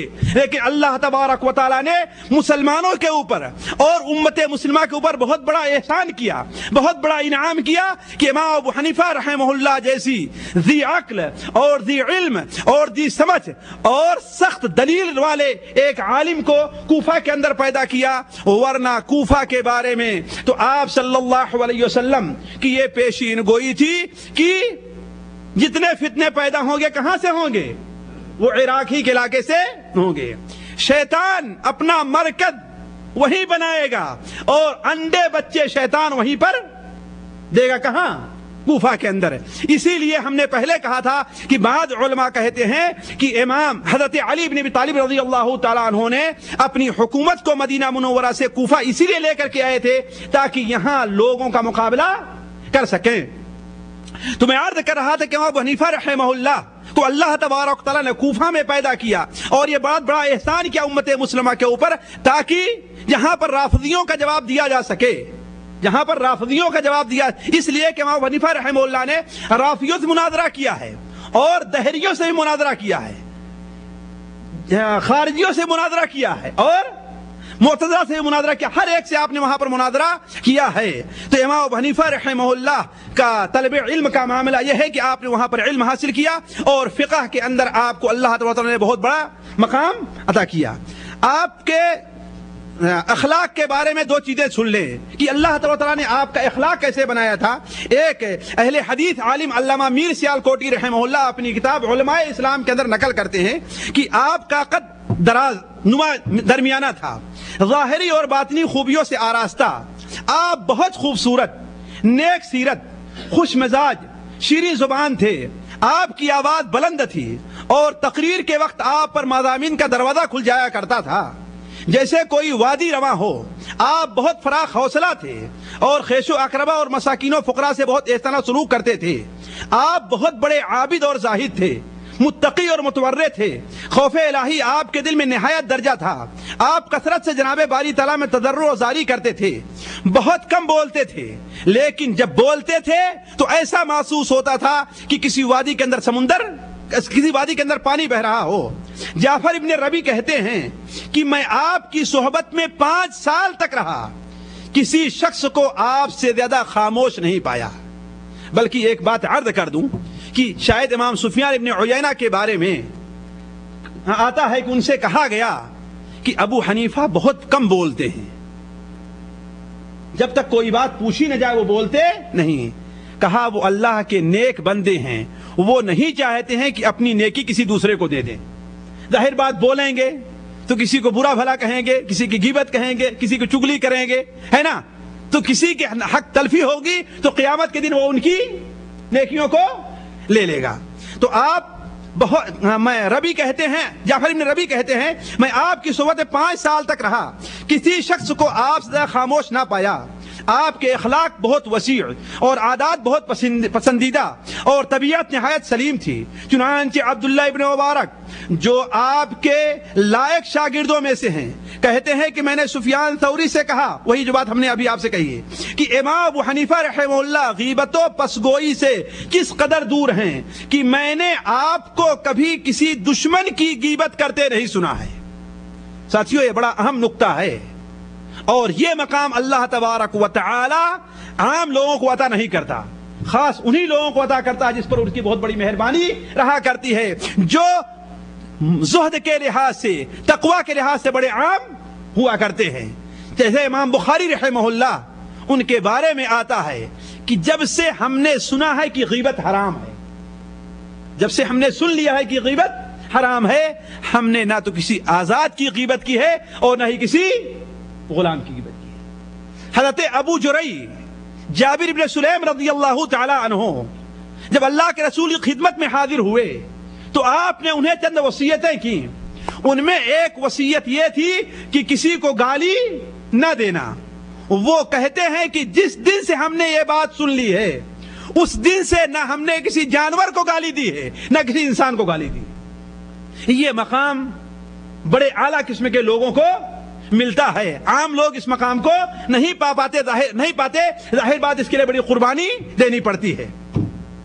تو چنانچہ میں نے سفیان ثوری سے کہا کہ امام ابو حنیفہ غیبت و پسگوئی سے کس قدر دور ہیں کہ میں نے آپ کو کبھی کسی دشمن کی بھی غیبت کرتے نہیں سنا۔ حضرت سفیان نے جواب دیا کہ ابو حنیفہ بہت دانا شخص ہے۔ دانا مانے عقل مند، بہت عقل مند شخص ہیں، اپنی نیکیوں پر کسی کو مسلط کر کے ان کو اکارت نہیں گنواتے، یعنی اپنی نیکیوں کو برباد نہیں کرنا چاہتے۔ آپ کا دماغ فقہی مسائل کی استخراج اور اصول کے مقرر کرنے کے نہایت مناسب تھا اور آپ کی قوت استدلال نہایت زبردست تھی۔ چنانچہ امام شافعی علیہ الرحمہ فرماتے ہیں کہ جس کسی کو علم فقہ میں تبحر منظور ہو وہ امام ابو حنیفہ کا خوشاچی اور محتاج ہے۔ اسی طرح آپ کا تقوی اور طہارت بھی علماء کے نزدیک مسلط ہے، اور میں کہوں گا اگر یہ کتاب کسی کو مل جائے علماء اسلام علامہ میر سیالکوٹی رحمہ اللہ کی تو اس کو پڑھ لے۔ اس کے اندر امام ابو حنیفہ رحمہ اللہ، امام شافعی رحمہ اللہ، امام مالک، امام بن حنبل، امام ابو یوسف رحمہ اللہ کا ذکر بڑی تفصیل کے ساتھ انہوں نے کیا ہے۔ اب اختصار کے ساتھ میں امام ابو حنیفہ رحمہ اللہ کی زندگی کے چند مواقف آپ کے سامنے رکھنا چاہتا ہوں جو بڑے اہم ہیں، ہمارے لیے باعث عبرت میں ہیں۔ دیکھیے، اور یہ چیزیں تقریباً بتا دوں حوالے کے طور پر، ساری چیزیں خطیب بغدادی رحمہ اللہ کی تاریخ کے اندر موجود ہیں، امام ابن حجر حیتمی کی الخیرات الحسان میں موجود ہیں، اور ان میں کی بہت چیز امام ذہبی رحمہ اللہ کی السیر کے اندر اور امام ذہبی رحمہ اللہ کی تذکرۃ الحفاظ کے اندر موجود ہیں۔ ان میں سے یہ دیکھیے، ایک بار خارجیوں سے مناظرہ ہوا، خارجی سمجھتے ہیں نا، ان کے بارے میں ذرا جان لیں۔ خارجی ایک فرقہ ہے جو صحابہ کرام کے آخری زمانے میں پیدا ہوا، حضرت علی رضی اللہ عنہ کے ساتھ شروع میں ساتھ تھا، حضرت علی رضی اللہ عنہ کے ساتھ تھا شروع میں، بعد میں ان سے الگ ہو گیا۔ کیوں؟ یہ کہہ کر کے کہ حضرت علی رضی اللہ تعالی عنہ نے اس بارے میں لوگوں کو حکم مانا ہے، جبکہ حکم صرف اللہ تعالیٰ کا چلتا ہے، کسی دوسرے کا حکم نہیں چلتا۔ تو جس وقت امام ابو حنیفہ رحمہ اللہ تھے، اس وقت کوفہ کے اندر ایک خارجی بہت مشہور تھا، ضحاک نامی ایک خارجی بہت مشہور تھا۔ تو امام ابو حنیفہ رحمہ اللہ کا اس سے ایک معاملہ مناظرہ ہوا، تو اس نے کہا کہ خارجی نے کہا کہ توبہ کرو تم۔ کس سے؟ امام ابو حنیفہ رحمہ اللہ سے توبہ کرو۔ کہا کس بات سے توبہ کریں؟ کہا اس لیے کہ حضرت علی اور حضرت معاویہ نے جو دو آدمی کو حکم مانا تھا غزوہ جنگ صفین کے بعد، کس کو حکم مانا تھا؟ حضرت عمرو بن عاص کو اور حضرت ابو موسیٰ اشعری کو۔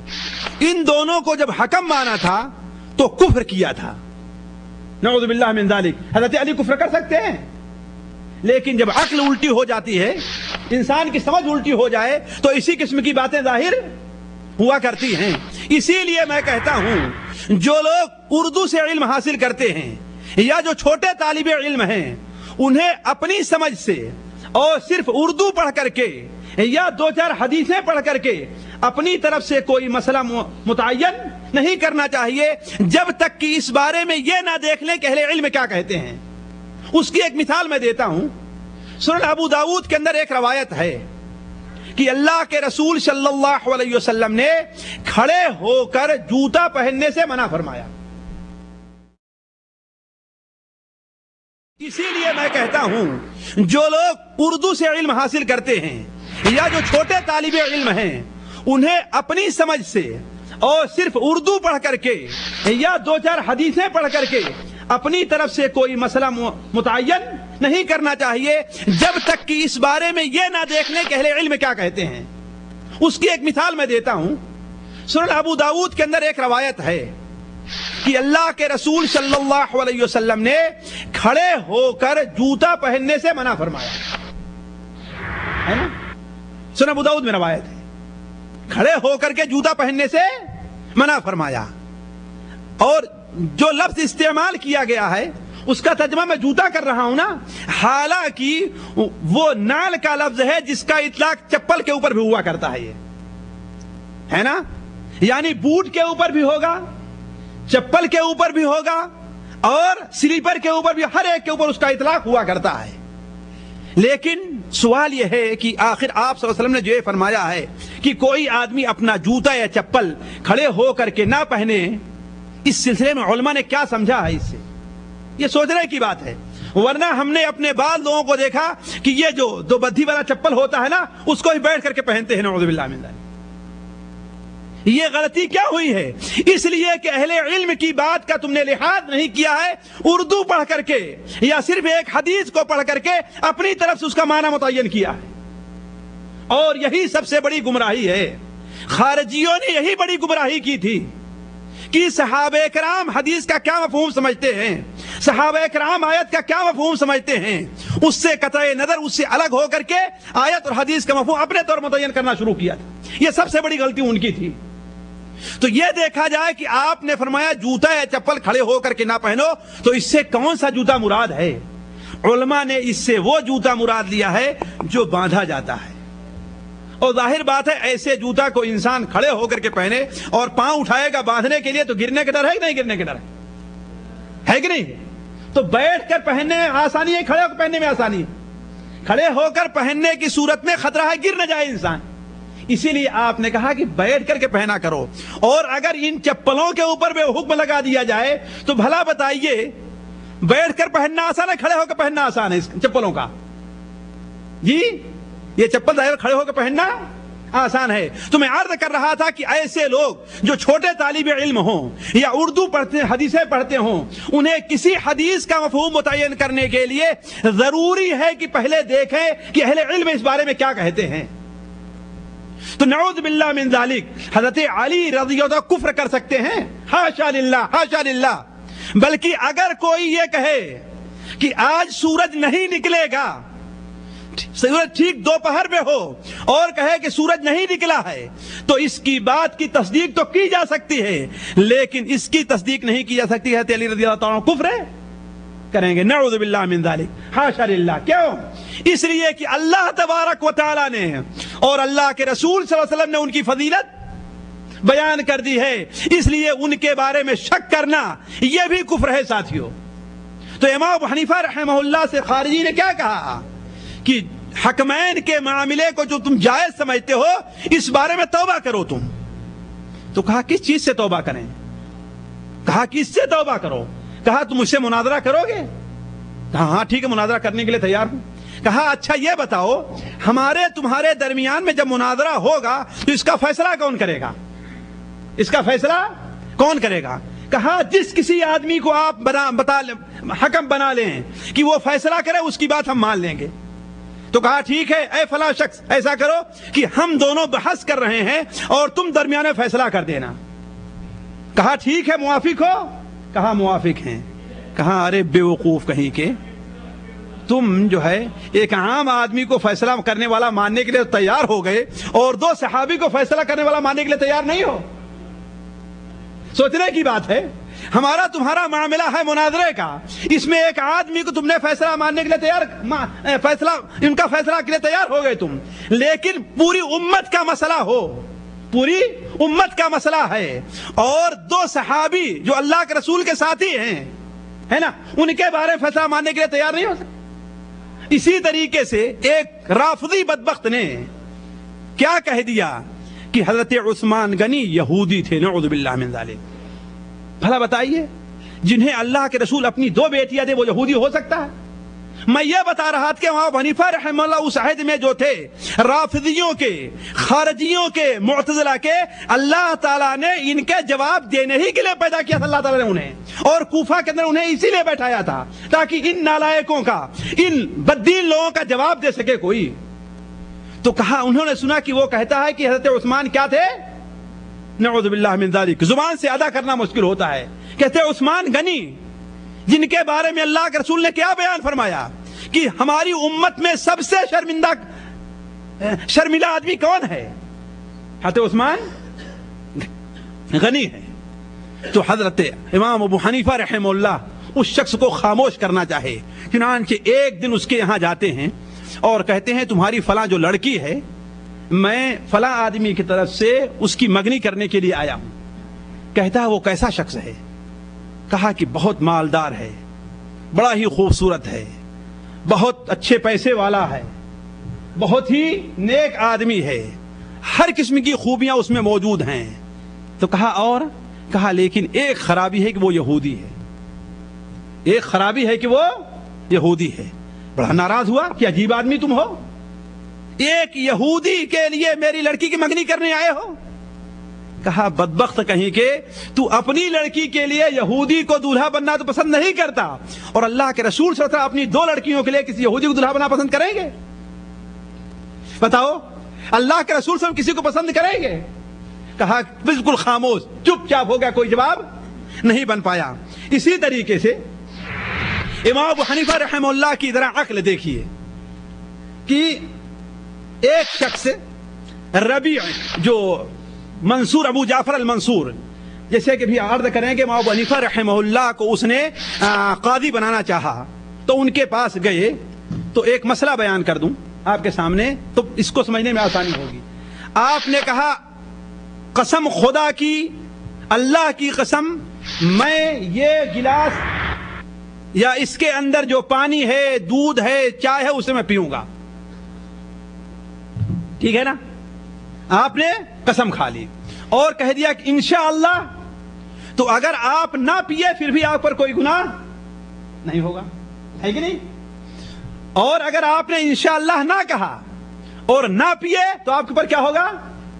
گناہ ہوگا، ٹھیک ہے؟ آپ کسی سے وعدہ کریں کہ ٹھیک ہے میں قسم کھاتا ہوں، میں قسم کھاتا ہوں کہ آپ سچے ہیں، اور اگر آدمی جھوٹا نکلا تو آپ گنہگار ہوں گے، لیکن کہا میں قسم کھاتا ہوں کہ انشاءاللہ آپ سچے ہیں جی، تو آپ جھوٹے نہیں ہوں گے۔ تو یہ اصل میں ہے کہ قسم کے ساتھ انشاءاللہ کہہ دینا، یہ قسم کے جو کفارہ ہوتا ہے یا حنس ہوتا ہے، حانث ہونا ہوتا ہے، قسم جو توڑنا ہوتا ہے، اس سے انسان بچ جاتا ہے۔ تو امام ابو حنیفہ رحمہ اللہ کا مسئلہ یہ ہے کہ اگر انشاءاللہ کہنا ہے تو قسم کے ساتھ ہی کہہ دے کہ میں قسم کھاتا ہوں کہ انشاءاللہ آپ ایسے ہیں یا انشاءاللہ ایسا ہوگا۔ اور حضرت عبداللہ ابن عباس رضی اللہ عنہما کا مسئلہ تھا کہ کوئی بات نہیں، اگر کچھ دیر میں بھی انشاءاللہ کہے پھر بھی کام چل جائے گا۔ مثال کے طور پر ہم نے بھائی ٹھیک ہے بھائی میں وعدہ کرتا ہوں، میں قسم کھاتا ہوں کہ میں آپ کے ہاں آؤں گا، پھر آپ تھوڑی دیر بیٹھے ہیں 10 منٹ 5 منٹ، ہاں انشاءاللہ میں آؤں گا، بلکہ 1 گھنٹے کے بعد بھی چلے تو امام حضرت عبداللہ بن عباس کہتے ہیں کہ ہاں یہ قسم کھانا اور انشاءاللہ کہنا صحیح ہوگا، لیکن امام ابو حنیفہ رحمہ اللہ کہتے ہیں کہ ایسا کرنا صحیح نہیں ہوگا۔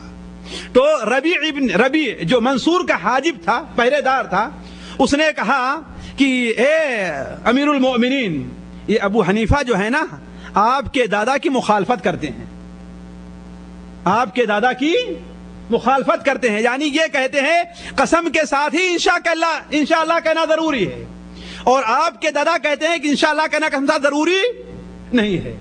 تو امام صاحب نے کہا کہ امیر المومنین اس کے بارے میں سن لیے، یہ سمجھتا ہے کہ اس کی گردن میں آپ کی بیعت نہیں ہے، یہ آپ کی مخالفت بھی کرتا ہے۔ کہا کہ وہ کیسے؟ کہا اس لیے کہ آپ کے سامنے تو کہتا ہے کہ ہاں حضور میں عہد کرتا ہوں کہ آپ کی اطاعت کروں گا، لیکن جب گھر جاتا ہے تو کہہ دیتا ہے کہ انشاءاللہ، گھر جاتا ہے تو کہتا ہے انشاءاللہ۔ اس لیے ظاہر بات اب یہاں پر انشاءاللہ قسم کھا لے رہا، گھر جا کے انشاءاللہ کہہ دے گا۔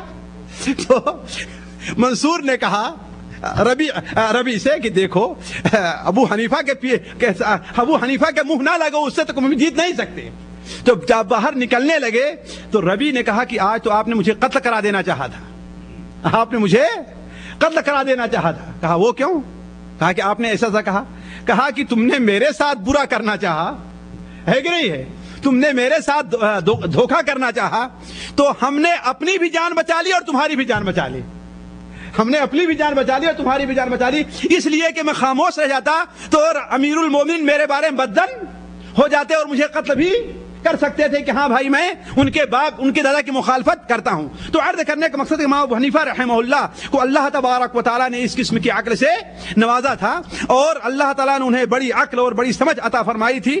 اب اس عقل کے ان سے متعلق جو واقعات یا اس قسم کے فقہی نکات نقل کیے جاتے ہیں، اس کے اندر لوگوں نے اس میں کوئی شک نہیں بہت مبالغے سے بھی کام لیا ہے، بہت سی ایسی چیزوں کو امام ابو حنیفہ رحمہ اللہ منسوب کر دیا ہے جس سے وہ بری ہیں، جس طریقے سے کہ ہندوستان میں لطیفہ کہنے میں یا نکتہ کہنے میں اکبر کا درباری بیربل بڑا مشہور ہے نا، تو جتنے لطیفے لوگوں لکھتے گئے سارے کے سارے کس طرح منسوب کر دیے ہیں، بیربل کی طرف منسوب کر دیا ہے۔ اسی طریقے سے بہت سے ایسے اس قسم کے فقہی نکات لوگ جتنے ڈھونڈے ہیں سارے کے سارے امام ابو حنیفہ کی طرف منسوب کر دیے ہیں۔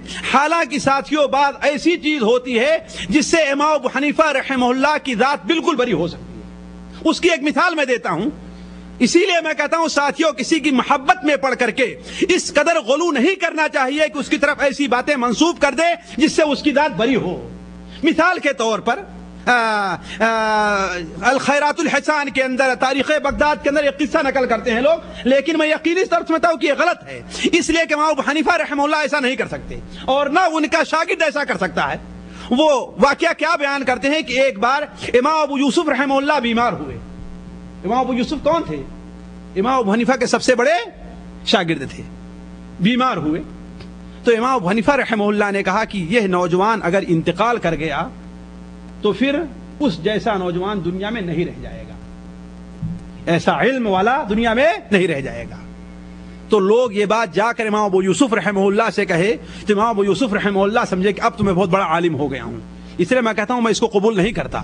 اللہ کے جو نیک بندے ہوتے ہیں، جو صحیح طالب علم ہوا کرتے ہیں، جو اپنے امام کے صحیح ماننے والے ہوا کرتے ہیں، وہ کم سے کم اپنے استاد کے بارے میں ایسا نہیں سوچ سکتے۔ اسی لیے میں کہتا ہوں کہ یہ بات غلط ہے، لیکن لوگ بدقسمتی سے امام صاحب طرف ایسی چیزیں منسوب کرتے ہیں۔ تو امام ابو یوسف رحمہ اللہ کیا کیے کہ الگ ہٹ کر کے اپنی ایک الگ مجلس قائم کر لی، الگ آ کر کے اپنی ایک الگ مجلس قائم کر لی۔ امام ابو حنیفہ رحمہ اللہ کو یہ بات اچھی نہیں لگی، یہ بات اچھی نہیں لگی، تو انہوں نے ایک شخص کو بھیجا ان کے پاس، کہا جا کر کے مسئلہ پوچھو کہ ایک شخص کسی دردی کے پاس ایک جبہ لے کر کے جاتا ہے اور کہتا ہے اسے تھوڑا سا چھوٹا کر دو، اسے تھوڑا سا چھوٹا کر دو۔ دوسرے دن جا کر کے جب دردی سے اپنا کپڑا پوچھتا ہے تو دردی کہتا ہے تم نے مجھے کچھ نہیں دیا تھا، انکار کر دیا، انکار کر دیا۔ لیکن پھر اس کے بعد دوسرے دن جاتا ہے تو دردی جبے کو چھوٹا کر کے اسے واپس کر دیتا ہے۔ تو اب یہ بتاؤ کہ دردی اپنی مزدوری کا حق رکھتا ہے کہ نہیں رکھتا؟ ایک سوال ہے کہ درزی اپنی مزدوری کا حق رکھتا ہے کہ نہیں رکھتا ہے؟ تو جس آدمی کو بھیجا تھا اس سے کہا کہ جاؤ ان سے کہو، اگر کہتے ہیں مزدوری کا حق رکھتا ہے تو کہنا تم جھوٹ کہہ رہے ہو، اور اگر کہیں مزدوری کا حق نہیں رکھتا پھر کہیں تم غلط کہہ رہے ہو۔ یعنی دونوں حالت میں انہیں غلط کر دیا۔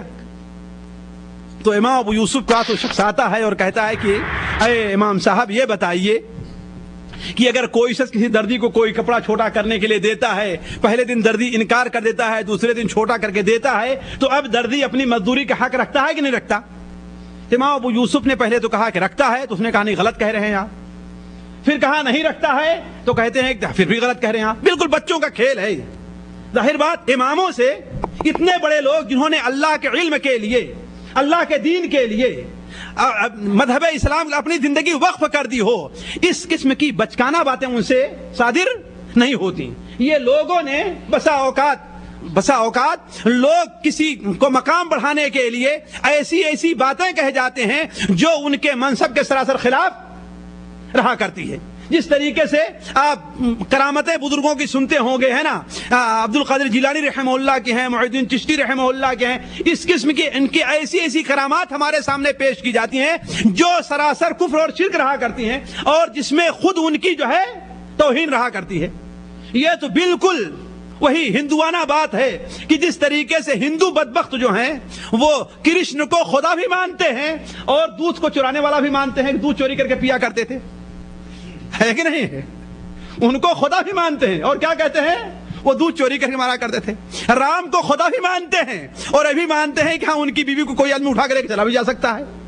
یہ بالکل وہی بچکانہ سی باتیں ہیں۔ تو ایسے ہی لوگوں نے جہالت کی بنیاد پر امام ابو حنیفہ رحمۃ اللہ ایسی باتیں منسوب کر دی ہیں جس سے امام صاحب کی زندگی بالکل بری ہے۔ لیکن اصل جو قصہ ہے وہ سنیے۔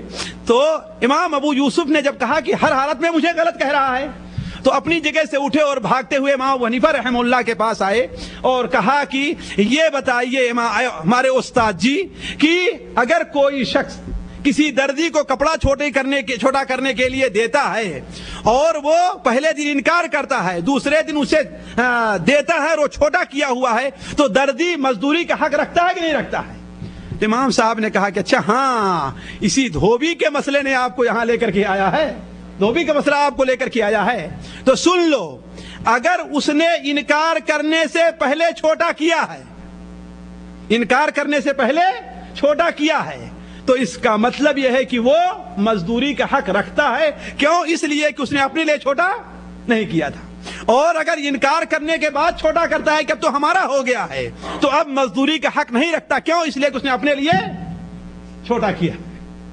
تو اس میں امام ابو حنیفہ کی عقل کا بیان تو ہے، لیکن میں سمجھتا ہوں کہ امام صاحب اور امام صاحب کے شاگرد امام ابو یوسف رحمہ اللہ جو دین کے مقتدا ہیں، دین کے امام ہیں، ان سے اس قسم کی بچکانہ بات کا صدور میں نہیں سمجھتا کہ ہو سکتی ہو. نعوذ باللہ من ذالک. اسی طریقے سے امام ابو حنیفہ رحمہ اللہ کے بارے میں دیکھیے لوگ محبت میں کس طرح غلو کر جایا کرتے ہیں. اسی لیے میں کہتا ہوں کہ امام ہو تو، عالم ہے تو، اللہ کا ولی ہے تو، صحابی ہے تو، حتیٰ کہ اگر اللہ کے رسول صلی اللہ علیہ وسلم ہے تو، شرعی بالکل اسلامی راہ یہ ہے کہ غلو اور جفا سے پرے ہٹ کر کے ان کی ہر ایک کو اس کے مقام کے اندر رکھا جائے. آپ نے فرمایا کہ یا عائشہ انزل الناس منازلہم، اے عائشہ جو آدمی جس مقام کا حقدار ہے اسے اسی مقام میں رکھو، جس مقام کا حقدار اسے اسی مقام میں رکھو. تو ہر آدمی اللہ کے رسول کس مقام کے حقدار ہیں انہیں اسی مقام میں رکھا جائے، اللہ کے مقام تک نہ پہنچا دیا جائے.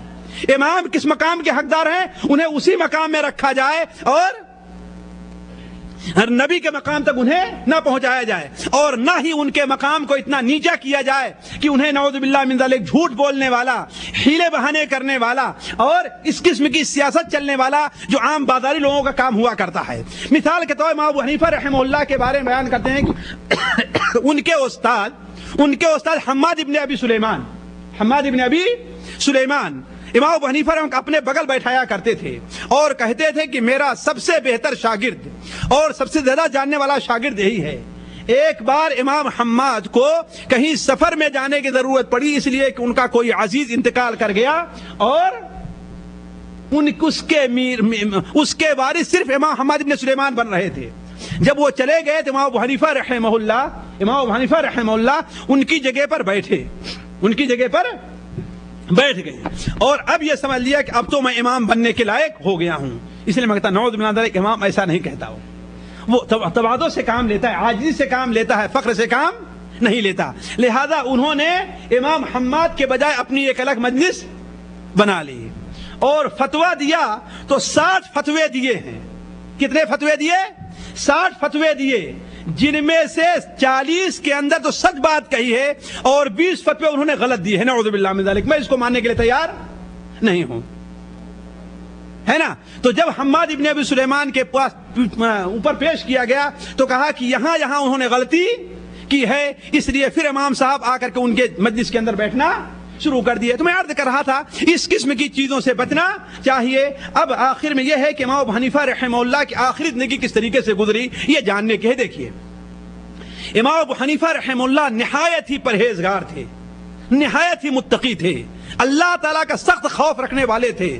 حتیٰ کہ اللہ تعالیٰ سے خوف کا یہ عالم تھا ساتھیوں، یہ عالم تھا کہ بسا اوقات ایک بار امام نے عشاء کی نماز میں اذا زلزلت الارض زلزالہا پڑھا دیا. کون نے آیت پڑھائی؟ اذا زلزلت، اس سورت کو اذا زلزلت الارض زلزالہا، جس کے آخر میں کیا ہے؟ فمن يعمل مثقال ذرة خيرا يرى ومن يعمل مثقال ذرة شرا يرى. جو ذرہ برابر نیکی کرے گا وہ بھی وہاں پر پائے گا، اور جس نے ذرہ برابر برائی کی ہوگی وہ بھی. یہ بڑی عظیم نصیحت والی آیت ہے کہ ہم اگر ذرہ برابر بھی ساتھیوں کوئی برا کام کر رہے ہیں، یہ نہیں کہ گناہ کبیرہ کا ارتکاب کر رہے ہیں، ذرہ برابر برائی ہے تو اللہ تعالیٰ اس پر بھی ہمارا. راوی بیان کرتے ہیں کہ امام صاحب عشاء کے بعد اس آیت کے پڑھنے جب سنی ہے نماز میں تو عشاء کے بعد اپنی داڑھی کو پکڑ کر کے ایسے بیٹھ گئے. کہا میں انتظار کرتا رہا کہ امام صاحب یہاں سے اٹھیں تو میں چراغ کو بجھاؤں اور بند کروں، لیکن ہم نے کہا کہ شاید میرے رہنے کی وجہ سے آپ کچھ ادھر ادھر کی بات جو دعا وغیرہ کرنی ہو نہ کریں. چنانچہ اٹھ کر کے چلا گیا. کہا جب میں آخری رات میں دوبارہ آتا ہوں تو کیا دیکھتا ہوں کہ امام صاحب اسی حالت میں بیٹھے ہوئے ہیں اور کہتے اے وہ ذات جو ذرے ذرے کا بدلہ لینے والی ہے وہ ذات جو ذرے ذرے پر مواخذہ کرنے والی ہے، اے وہ ذات جس نے اتنا بڑا، جس کا اتنا باریک حکم ہے کہ ایک ذرے کی لوگوں کو نیکی دے اور ایک ذرے پر لوگوں کو مواخذہ کرے، اے اللہ تبارک و تعالی اس دن مجھے اپنے عذاب سے بچا لینا۔ کہا، یہی کہتے رہے اور پوری رات گزر گئی۔ تو امام ابو حنیفہ رحمہ اللہ ساتھیوں تقویٰ کے لحاظ سے اور عبادت کے لحاظ سے بڑے ہی اونچے مقام پر فائز تھے۔ اگر آپ کے تقویٰ شعاری اور آپ کے زہد اور آپ کے ورع کی باتیں میں آپ کے سامنے رکھتا چلوں تو یہ صرف ایک نہیں بلکہ کتنی مجلسیں ایسی ختم ہو جائیں گی۔ صرف جو مجھے اشارہ کرنا ہے وہ مختصر طور پر یہ ہے کہ امام صاحب رحمہ اللہ آخری زندگی کس طور پر گزری۔ چنانچہ امام صاحب ظاہر بات اپنے وقت کے عالم تھے اور کوفہ میں اپنے وقت کے سب سے بڑے عالم تھے اور کوفہ میں سب سے بڑے عالم تھے، اس لیے لوگوں نے آپ کو اپنے وقت کا قاضی بھی بنانا چاہا ہے۔ ابن حبیرہ نے آپ کو قاضی بنانا چاہا اموی دور میں، لیکن آپ نے قضا قبول نہیں کیا۔ تو ابن حبیرہ کو شبہ ہوا کہ شاید یہ علویوں کا ساتھ دیتے ہیں، چنانچہ آپ کو مقام رصافہ میں 100 کوڑے آپ کے اوپر برسوائے گئے، روزانہ 10 کوڑے۔ صرف کس بنیاد پر؟ کہ آپ منصب قضا قبول کریں، لیکن آپ نے قبول نہیں کیا۔ اسی طریقے سے منصور کے زمانے میں ابو جعفر المنصور نے آپ کو قاضی بنانا چاہا، اس لیے جب وہ بغداد کو، اس وقت بغداد ابھی شہر بنا ہوا نہیں تھا، اس نے ابو جعفر المنصور نے یہ شہر بسایا ہے، بغداد کا شہر جو ہے۔ جب بغداد کا شہر بسایا تو کوفہ سے آپ کو بغداد لے کر کے آیا اور وہاں آپ کو قاضی بنانا چاہا۔ آپ کو بلایا تو آپ نے فرمایا میں منصب قضا کے لائق نہیں ہوں، اس لیے کہ منصب قضا بڑا مشکل کام ہے، منصب قضا بڑا ہی مشکل مرحلہ ہے۔ جو لوگ اسے جانتے ہیں، جو لوگ اس کی حقیقت کو پہچانتے ہیں، وہ کبھی بھی قاضی ہونا گوارا نہیں کرتے۔ امام صاحب نے کہا کہ میں قاضی بننے کے لائق نہیں ہوں، تو منصور نے کہا کہ تم جھوٹ بول رہے ہو۔ کہا اگر آپ مجھے جھوٹا کہہ رہے ہیں تو آپ نے خود فیصلہ کر دیا کہ میں قاضی بننے کے لائق نہیں ہوں، اس لیے کسی جھوٹے آدمی کو قاضی نہیں بنایا جا سکتا، کسی جھوٹے آدمی کو قاضی بنانا جائز نہیں ہے۔ آپ نے خود کہہ دیا میں جھوٹ بول رہا ہوں، تو اس لیے میں اس سے سبکدوش ہونا چاہتا ہوں۔ تو اس طریقے سے امام ابو حنیفہ رحمہ اللہ 70 سال کی زندگی بسر کر کے 20 سال تک طالب علم رہے ہیں اور 18 سال کی عمر سے انہوں نے علم حاصل کرنا شروع کیا۔ تو 20 سال 22 سال طالب علم رہے۔ جب 120 کے اندر حماد ابن ابی سلیمان کا انتقال ہوا ہے تو آپ یہاں پر درس کے لیے مسجد کوفہ کے اندر بیٹھے ہیں اور 30 سال تک آپ مستقل درس دیتے رہے، 30 سال تک درس دیتے رہے۔ 30 سال کے اندر آپ نے کتنے شاگرد تیار کیے؟ شاید کسی کم اماموں کو اتنے شاگرد نصیب ہوئے ہوں، کہ اتنے بڑے بڑے عالم شاگرد کم اماموں کو نصیب ہوئے جتنا آپ کو شاگرد ملے ہیں۔ اس طریقے سے آپ نے جس قدر باطل فرقہ والوں سے مناظرہ کیا ہے شاید کسی اور نے نہ کیا ہو۔ تو 30 سال آپ رضی اللہ عنہ منصب درس پر بیٹھ کر کے 150 کے اندر آپ کا انتقال ہو گیا۔ کہاں؟ کوفہ ہی کے اندر، اور وہیں پر آپ کو دفن کیا گیا کوفہ میں۔ آپ کے انتقال کے بارے میں کوئی یقینی چیز نہیں کہی جا سکتی کہ کس طریقے سے آپ کا انتقال ہوا ہے۔ اسی لیے ساتھیوں میں کہتا ہوں امام ابو حنیفہ رحمہ اللہ کے بارے میں لوگوں نے سخت غلو سے کام لیا اور آپ کی صحیح سیرت کو جمع نہیں کیا ہے لوگوں نے، حتیٰ کہ اس سلسلے میں آپ کے محبوب لوگوں نے، شاگردوں نے بھی آپ پر ظلم کیا۔ بھلا بتائیے، ورنہ آپ کی وفات کا صحیح سبب نہ معلوم ہو سکے اتنے بڑے امام کا، یہ تعجب ہی کی بات تو ہے نا، کتنے بڑے تعجب کی بات ہے کہ اتنے بڑے امام کی وفات کا سبب کیا تھا یہ صحیح طور پر ہمیں معلوم نہ ہو سکے، یہ بڑے تعجب کی بات ہے۔ کہا جاتا ہے، بعض لوگ کہتے ہیں کہ آپ کو زہر دیا گیا، بعض لوگ کہتے ہیں کہ آپ کو زہر دیا گیا۔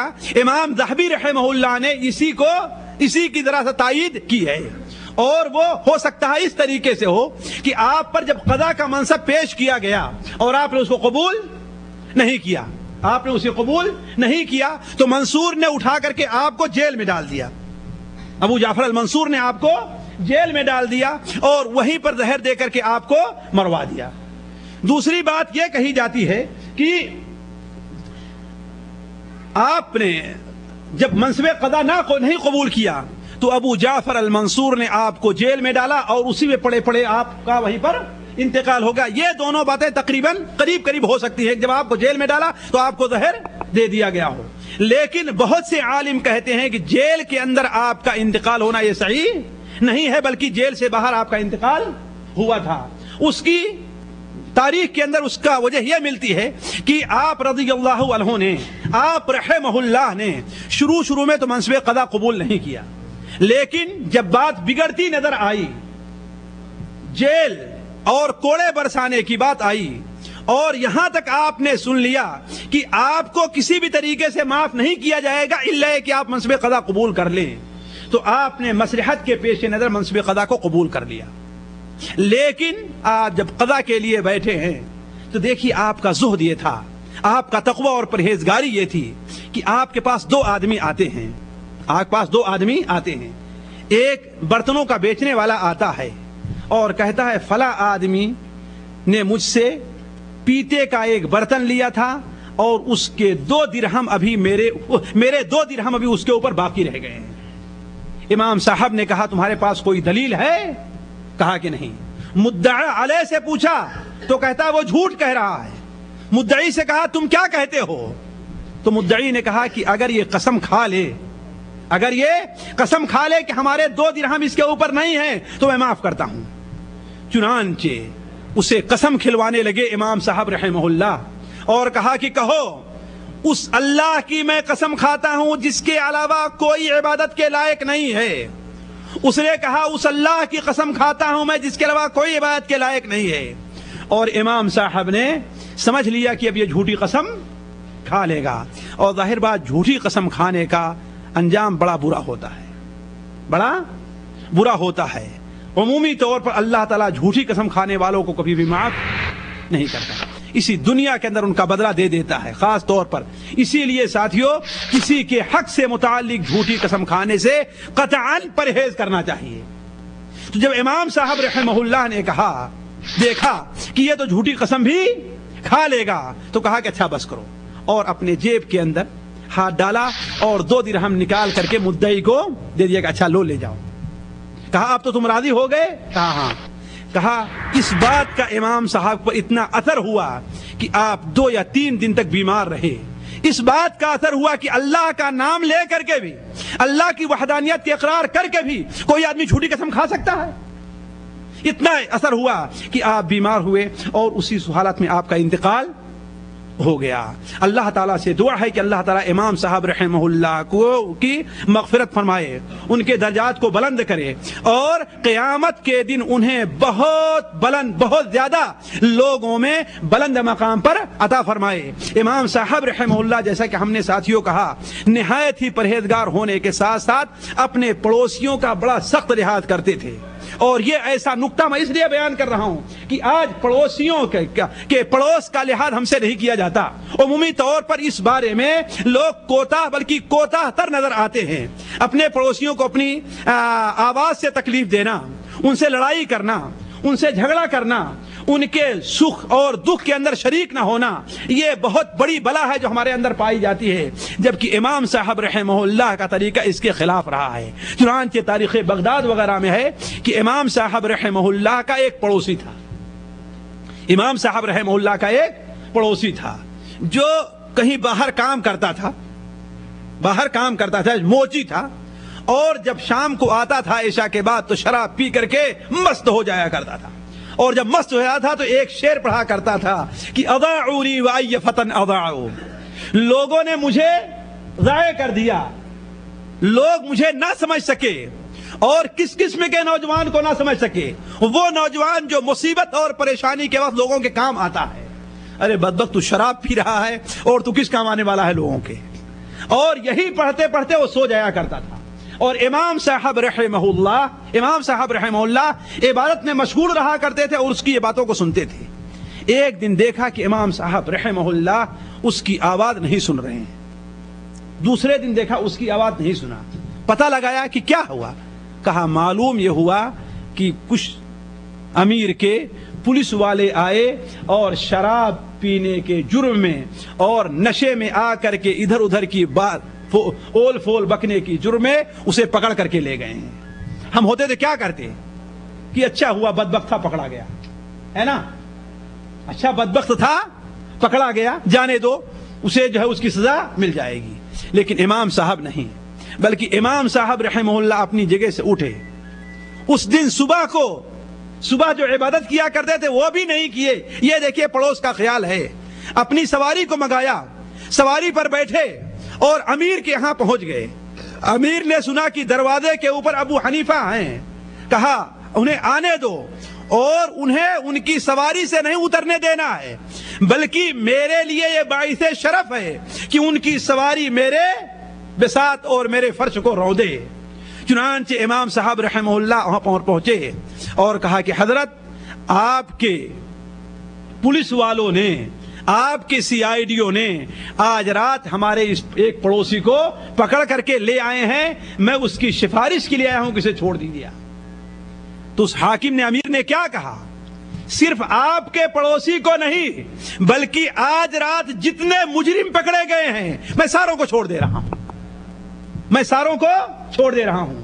چنانچہ اسے جیل سے نکلوایا اور امام صاحب اپنے ساتھ لے کر کے آئے اور کہا کہ اے نوجوان, ہم نے تمہیں ضائع تو نہیں کیا, اس لیے کہ وہ پڑھا کرتا تھا نا کہ اضاعونی وای فتن اضاعو, ان لوگوں نے ضائع کر دیا, برباد کر دیا, لحاظ نہیں رکھا ایک ایسے نوجوان کا.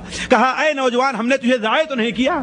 چنانچہ امام خطیب بغدادی رحمہ اللہ لکھتے ہیں کہ اس نے اسی دن سے شراب پینے سے توبہ کر لی اور امام صاحب رحمہ اللہ کے درس میں بیٹھنے لگا اور اپنے وقت کا بہت بڑا فقیہ اور بہت بڑا عالم نکلا. تو یہ ہے امام صاحب رحمہ اللہ کا اپنے پڑوسیوں کا خیال رکھنا. تو میں عرض کر رہا تھا کہ امام صاحب رحمہ اللہ 70 سال کی عمر میں, کتنے 70 سال کی عمر میں 30 سال تک درس دیتے رہے اور 20 سال تک علم حاصل کرتے رہے.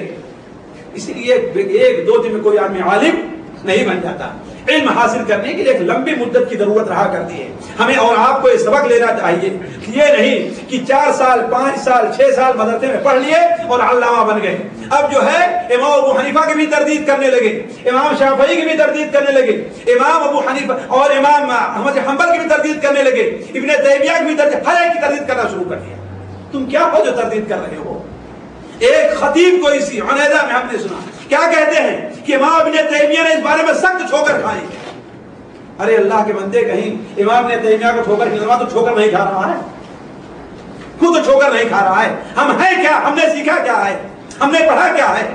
ہم سے اگر پوچھا جائے تو 10 حدیثیں بھی ہم نہیں سنا سکیں گے. ہم سے اگر پوچھا جائے سورہ فاتحہ کی تفسیر بھی ہم نہیں بیان کر سکیں گے. اور ہم اس مقام پر کھڑے ہو کر کے کہ امام ابن تیمیہ نے غلطی کی, امام ابو حنیفہ نے غلطی کی ہے, امام ابن حنبل نے غلطی کی ہے.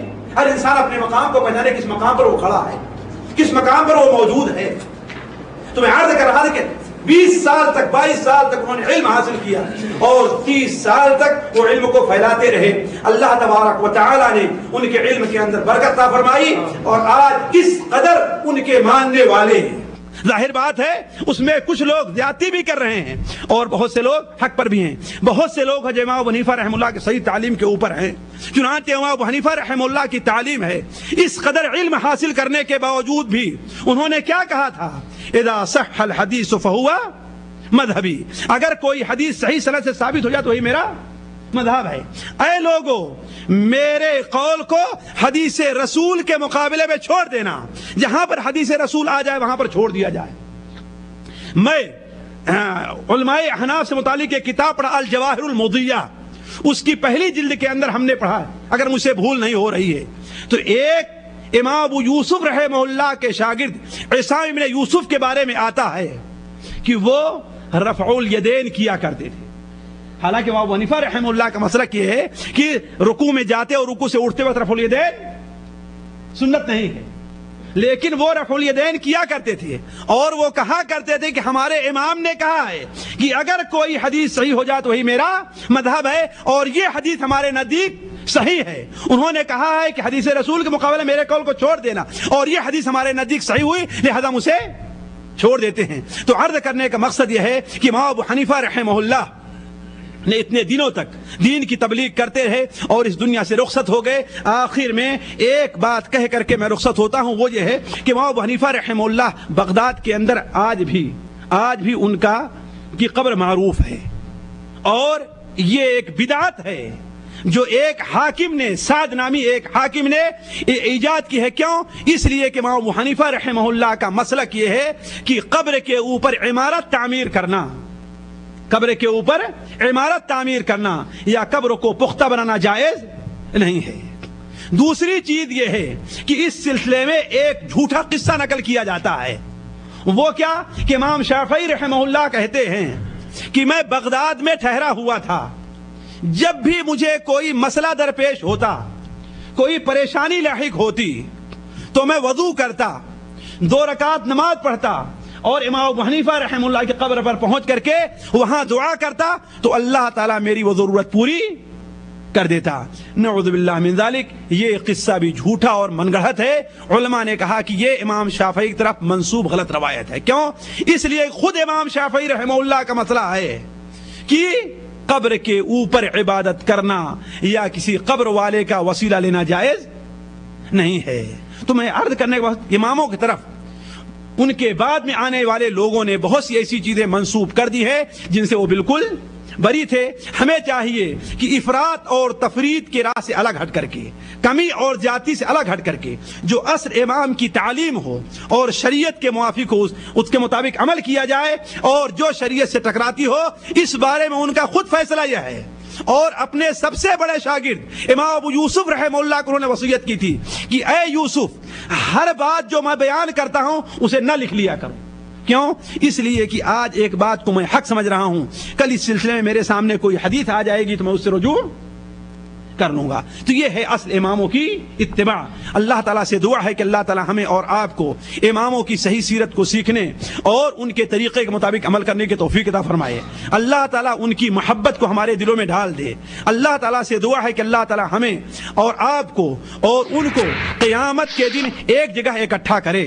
اللہ تعالیٰ ہمیں اور آپ کو ان کی محبت کی برکت سے، اللہ تعالیٰ ہمیں اور آپ کو ان کی اقتداء کی برکت سے، اللہ تعالیٰ ہمیں اور آپ کو شریعت کے مطابق ان کی اتباع کی برکت سے، اللہ تعالیٰ ہمیں بھی اور آپ کو دین کی صحیح سمجھ اور دین کی صحیح تعلیم عطا فرمائے. اللہ تعالیٰ ہمیں اور آپ کو یہاں پر ہمارا اور آپ کا اکٹھا ہونا قبول کرے. یہاں جمع ہونے کی برکت سے اللہ تعالیٰ ہمیں اور آپ کو دین کا صحیح سپاہی اور دین کے مطابق صحیح طور پر عمل کرنے والا بنا دے. سبحانک اللہم و بحمدک اشہد ان لا الہ الا انت استغفرک و اتوب الیک.